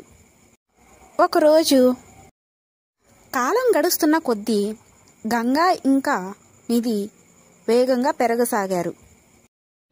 అలా కొన్ని సంవత్సరాలు గడిచిపోతాయి. ఒకరోజు, నాన్నగారు, నేను కూడా మీతో పాటు చేపలు పట్టడానికి రావచ్చా? ఎందుకు తల్లి? ఏమి చేపలు పట్టాలనిపిస్తుందా నీకు? అవును నాన్నగారు, నాకు కూడా మీలాగే ఒక మత్స్యకారిని కావాలని ఆశగా ఉంది.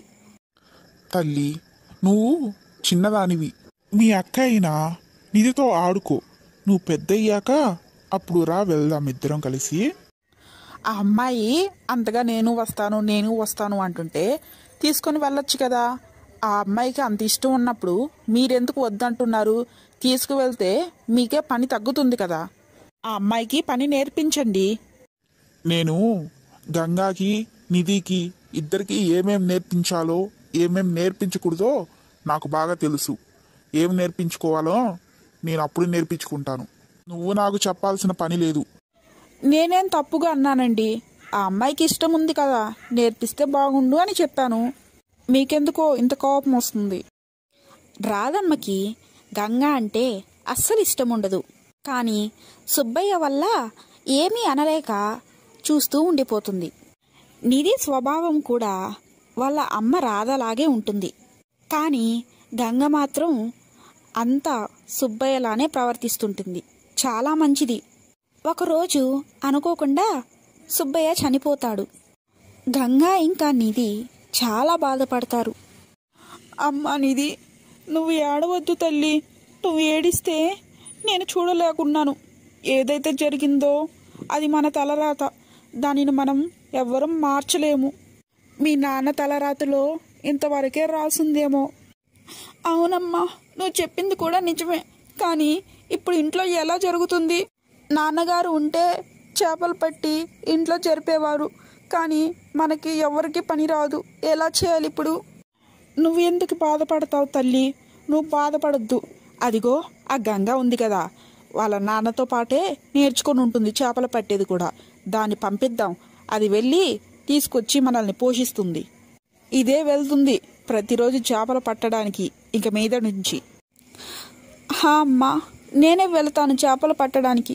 నాన్నగారు బ్రతికున్నప్పుడు నాకు కొద్ది గొప్ప పని నేర్పించారు. నేనే పని చేసి మీకు ఇంట్లో పోషిస్తాను. మీరెవరూ బాధపడకండి. చాలు చాలు, మా మీద జాలి చూపించింది చాలు గాని నువ్వే వెళ్ళాలి. నువ్వు వెళ్ళకుంటే ఇంకెవరు వెళ్తారు? ఆ రోజు నుంచి గంగ జీవితం అంతా మారిపోయింది. రాధమ్మ గంగ చేత ఇల్లు చుమ్మిచ్చేది, చేపలు పట్టించేది, మరియు ఇంటి పనంతా చేయించేది. పని మాత్రం బాగా చేయించుకొని గంగకు తిండి కూడా సరిగ్గా పెట్టేది కాదు. ఒకరోజు నీరు తేవడానికి నది దగ్గరికి వెళ్ళిన గంగ అక్కడ కూర్చొని బాధపడుతూ ఉంటుంది. నాన్నగారు, మీరు నన్ను వదిలి ఎలా వెళ్ళిపోవాలనిపించింది? మీరు నాకు చాలా గుర్తొస్తున్నారు. మీ అంత ప్రేమని నాకెవ్వరు పంచరు. అమ్మ అయితే నాకు సరిగ్గా కడుపు నిండా అన్నం కూడా పెట్టదు. నేనేం చేసేది నాన్నగారు? నాకేదైనా దారి చూపించండి.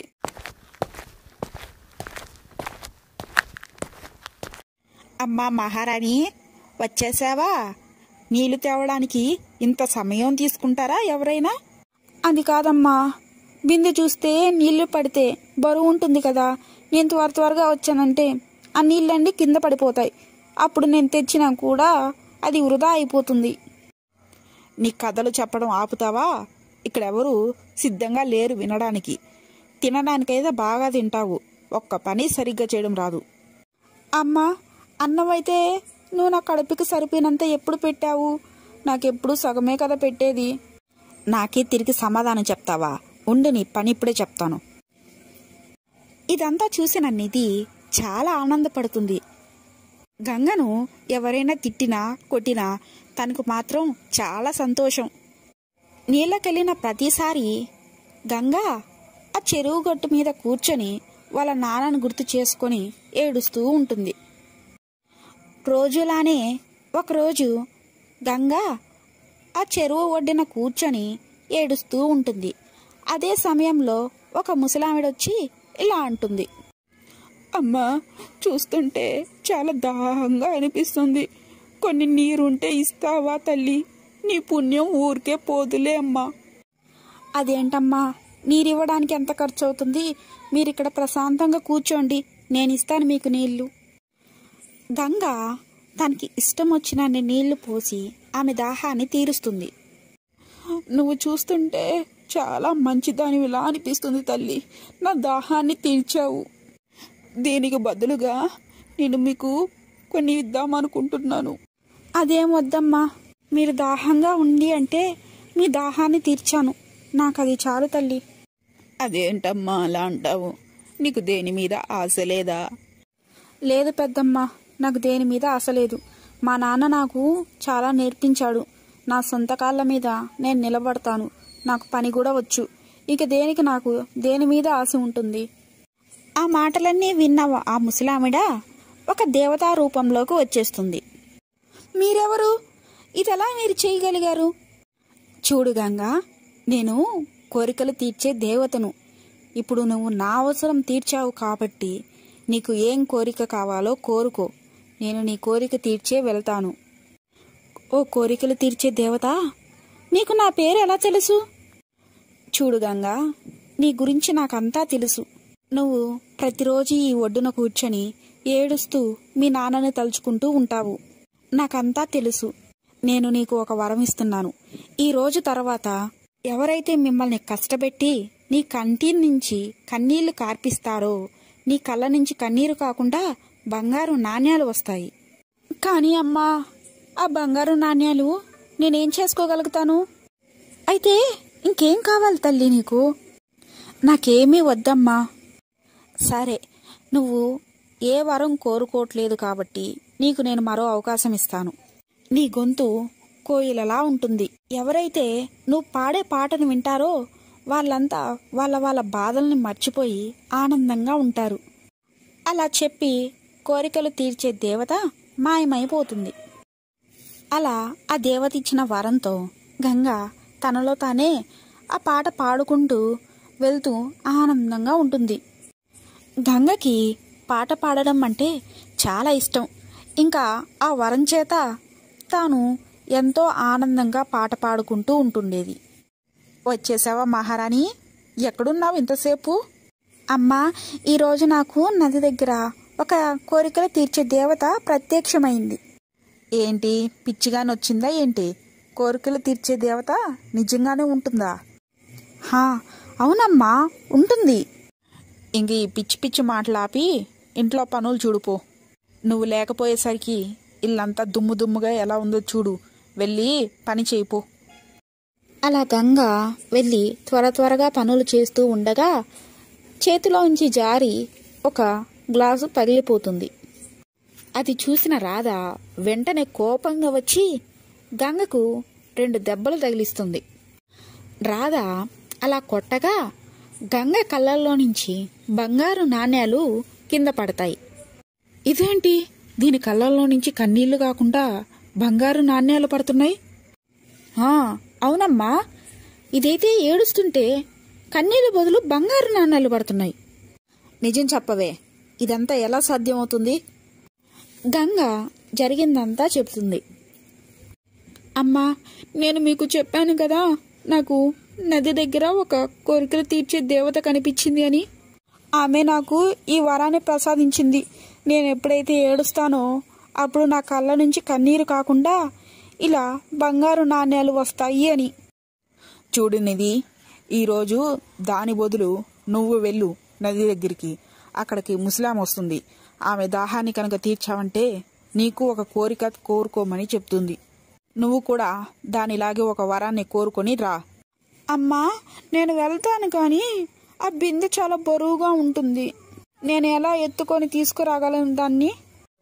నువ్వేమీ అంత పెద్ద బిందె మోయాల్సిన పని లేదు. నీ కోసం ఒక చిన్న కుండ తీసుకున్నాను, దాంతో మొయ్యి. అలాగే ఆ ముసలాం అడిగినప్పుడు ఆ దాంతోనే ఆమెకి నీళ్లు కూడా ఇవ్వు. నిధి ఆ మట్టి కుండని తీసుకొని నది దగ్గరికి వెళుతుంది. కోరికలు తీర్చే దేవత ముసలామె రూపంలో కాకుండా ఆమె నిజస్వరూపంలోనే ప్రత్యక్షమవుతుంది. అమ్మా, కొంచెం నీళ్ళిస్తావా? లేదు, ఈ నీరు మీకు ఇవ్వడానికి కాదు. ఈ ప్రదేశానికి ఒక ముసలావిడ వస్తుంది. ఆమెకు గనక నీళ్లు ఇచ్చామంటే నా కోరిక తీరుస్తుంది. ఆమె కోసమే నేను ఎదురు చూస్తున్నాను. నేను ఇంక ఎవరికీ నీళ్ళు ఇవ్వను. నువ్వు అసలు ఎంత లెక్క లేకుండా మాట్లాడుతున్నావు? మీ ఇంట్లో వాళ్ళు నీకు సంస్కారం నేర్పించలేదా? నువ్వు నాకున్న సమయాన్ని వృధా చేయొద్దు. నువ్వు వెళ్ళిపోయి ఇక్కడి నుంచి. ఇంత దూరం నడిచి వచ్చి నేను అలసిపోయి ఉంటే ఇప్పుడు నీ ఎదవ ప్రశ్నలు ఒకటి. నిన్ను చూస్తుంటే నువ్వు చాలా చెడ్డ అమ్మాయిలా ఉన్నావు. ఎవరితో ఎలా ప్రవర్తించాలో అస్సలు తెలిసినట్లేదు. అందుకే నీకు నేను ఒక శాపం ఇస్తున్నాను. ఇక నుంచి నువ్వు నోరు తెరిచినప్పుడల్లా నీ గొంతుకు బదులు కాకి మాటలు వస్తాయి. ఇదే నా శాపం అని చెప్పి ఆ కోరికలు తీర్చే దేవత వెంటనే మాయమైపోతుంది. అలా నిధి ఏడుస్తూ తన ఇంటికి వెళ్తుంది. ఎందుకు తల్లి ఏడుస్తున్నావు? ఏమైంది? ఏమని చెప్పమ్మా. అలా నిధి జరిగింది చెప్పడానికి నోరు తెరిచినప్పుడు తన మాటలకి బదులు కాకి మాటలు వస్తాయి. ఏమైంది నిధి? నీ మాటలు రావట్లేదు. ఇదంతా ఆ మాయదారి గంగ వల్లే జరిగింది. గుడ్డిగా దీని మాటలన్నీ నమ్మేశాను. ఇది కావాలనే మా మీద పగబట్టి ఇలా చేస్తుంది. లేదమ్మా, నేను నిజంగా జరిగిందే మీకంతా చెప్పాను. రాధ గంగను ఇష్టం వచ్చినట్టు కొట్టి ఇంట్లోంచి తరిమేస్తుంది. నేనేం చేశాను?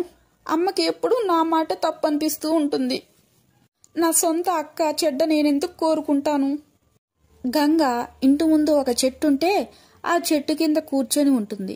తర్వాత తనకు నచ్చిన ఒక పాటను పాడటం మొదలు పెడుతుంది. దేవత ఇచ్చిన వరం వల్ల తన బాధనంతా మర్చిపోతుంది. అదే సమయానికి గ్రామ యజమాని కొడుకు అటువైపుగా వస్తుంటాడు. గంగ పాడుతున్న పాట విని ఆ గ్రామ యజమాని కొడుకు అలా వస్తాడు.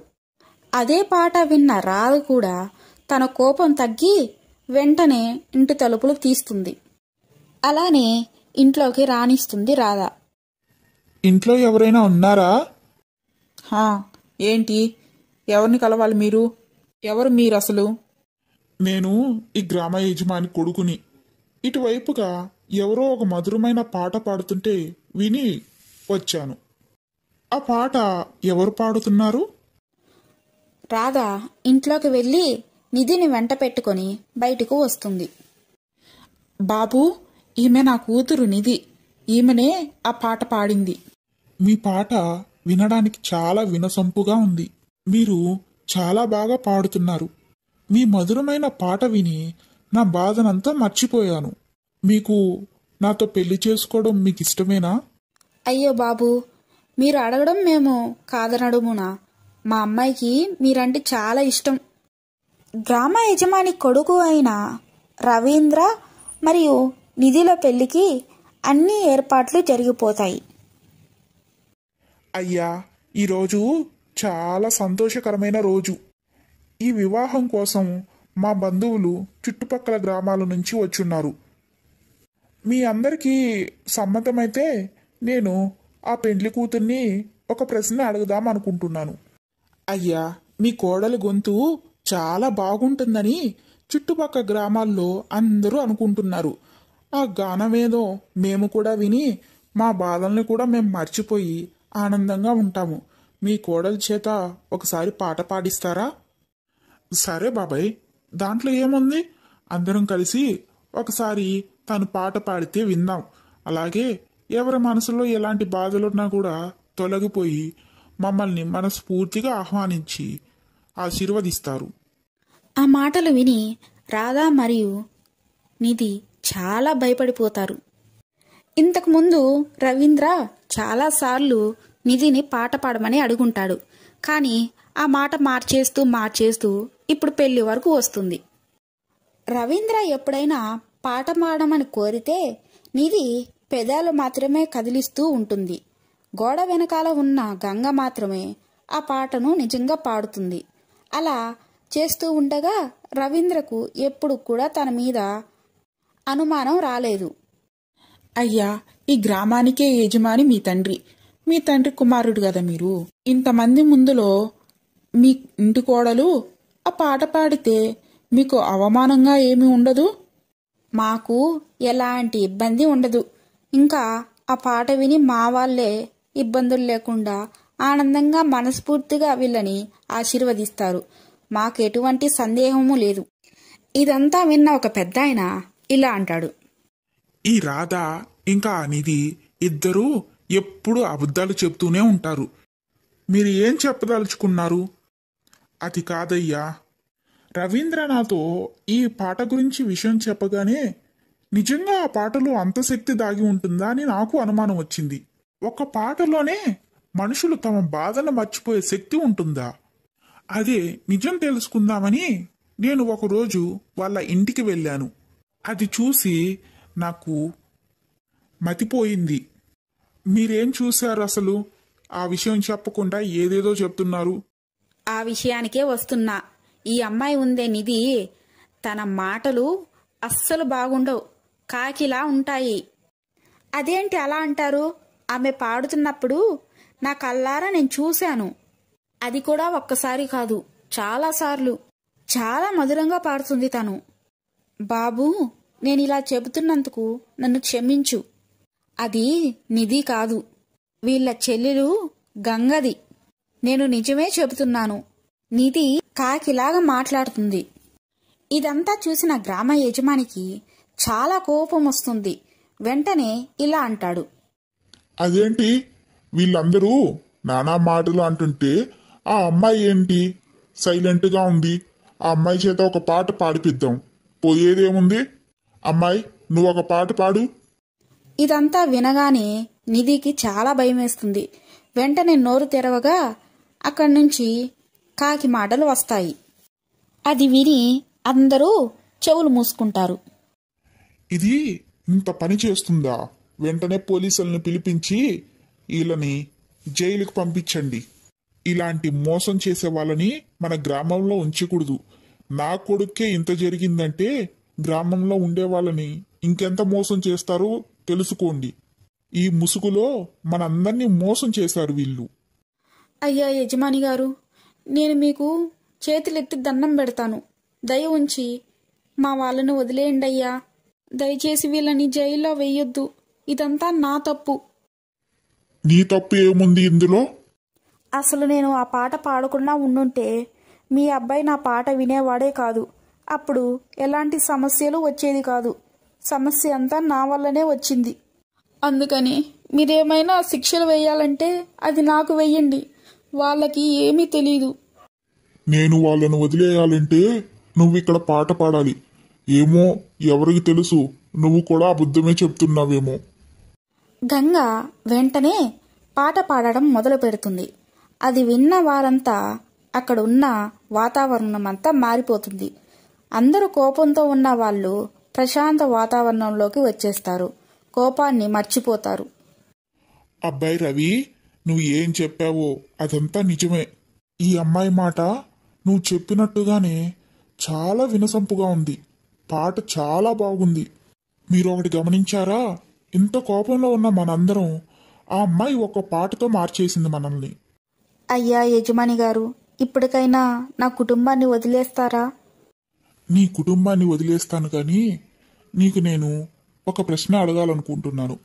ఎలాగో పెళ్లి పీటల దాకా వచ్చింది కాబట్టి నా కొడుకుని పెళ్లి చేసుకుంటావా? నన్ను క్షమించు తల్లి. నేను చాలాసార్లు చాలా రకాలుగా ఇబ్బంది పెట్టాను. కానీ మమ్మల్ని మాత్రం ఈరోజు నువ్వు కాపాడావు. అవేమీ మనసులో ఉంచుకోకుండా ఇంత మంచి మనసు గల నువ్వు ఆనందంగా ఉండాలి. నువ్వు ఈ పెళ్లిని స్వీకరించు. మీ నాన్నగారు చెప్పిందంతా నిజమే. నీ మనసు బంగారం అంత స్వచ్ఛమైనది. నిధి కూడా ఒక కాగితం తీసుకొని అందులో ఇలా రాస్తుంది. నువ్వు నన్ను క్షమించు గంగా. చిన్నప్పటి నుంచి నిన్ను వేధిస్తే నేను చాలా సంతోషపడ్డాను. నీకు మంచి మాటలు వచ్చాయని నాకు రాలేదని ఈర్చపడ్డాను. కానీ ఈరోజు నేను జైలుకు వెళుతుంటే నువ్వు అడ్డుగా నిలబడి మమ్మల్ని కాపాడావు. చాలా సంతోషం. కానీ నీకు ఒక మంచి జీవితం రావాలి అంటే ఇప్పుడు నేనున్న ప్రదేశం నుంచి తప్పుకోవాలి. నువ్వు పెళ్లి చేసుకొని ఆనందంగా ఉండాలి. చిన్నప్పటి నుంచి అన్నీ కష్టాలే పడ్డావు. అలా ఒకరు చేసిన ఒకరు తప్పులను సరిదిద్దుకొని అందరూ ఆనందంగా ఉంటారు. అదే సమయానికి కోరికలు తీర్చే దేవత ప్రత్యక్షమయ్యి ఇలా అంటుంది. మిమ్మల్ని చూస్తుంటే నాకు చాలా ఆనందంగా ఉంది. ఎందుకంటే మీరు చేసిన తప్పులు తెలుసుకున్నారు, పశ్చాత్తాపపడ్డారు. అందుకని నేను ఇచ్చిన మీ శాపాన్ని వెనక్కి తీసుకుంటున్నాను. అలా నిధి గొంతు తనకి వచ్చేస్తుంది.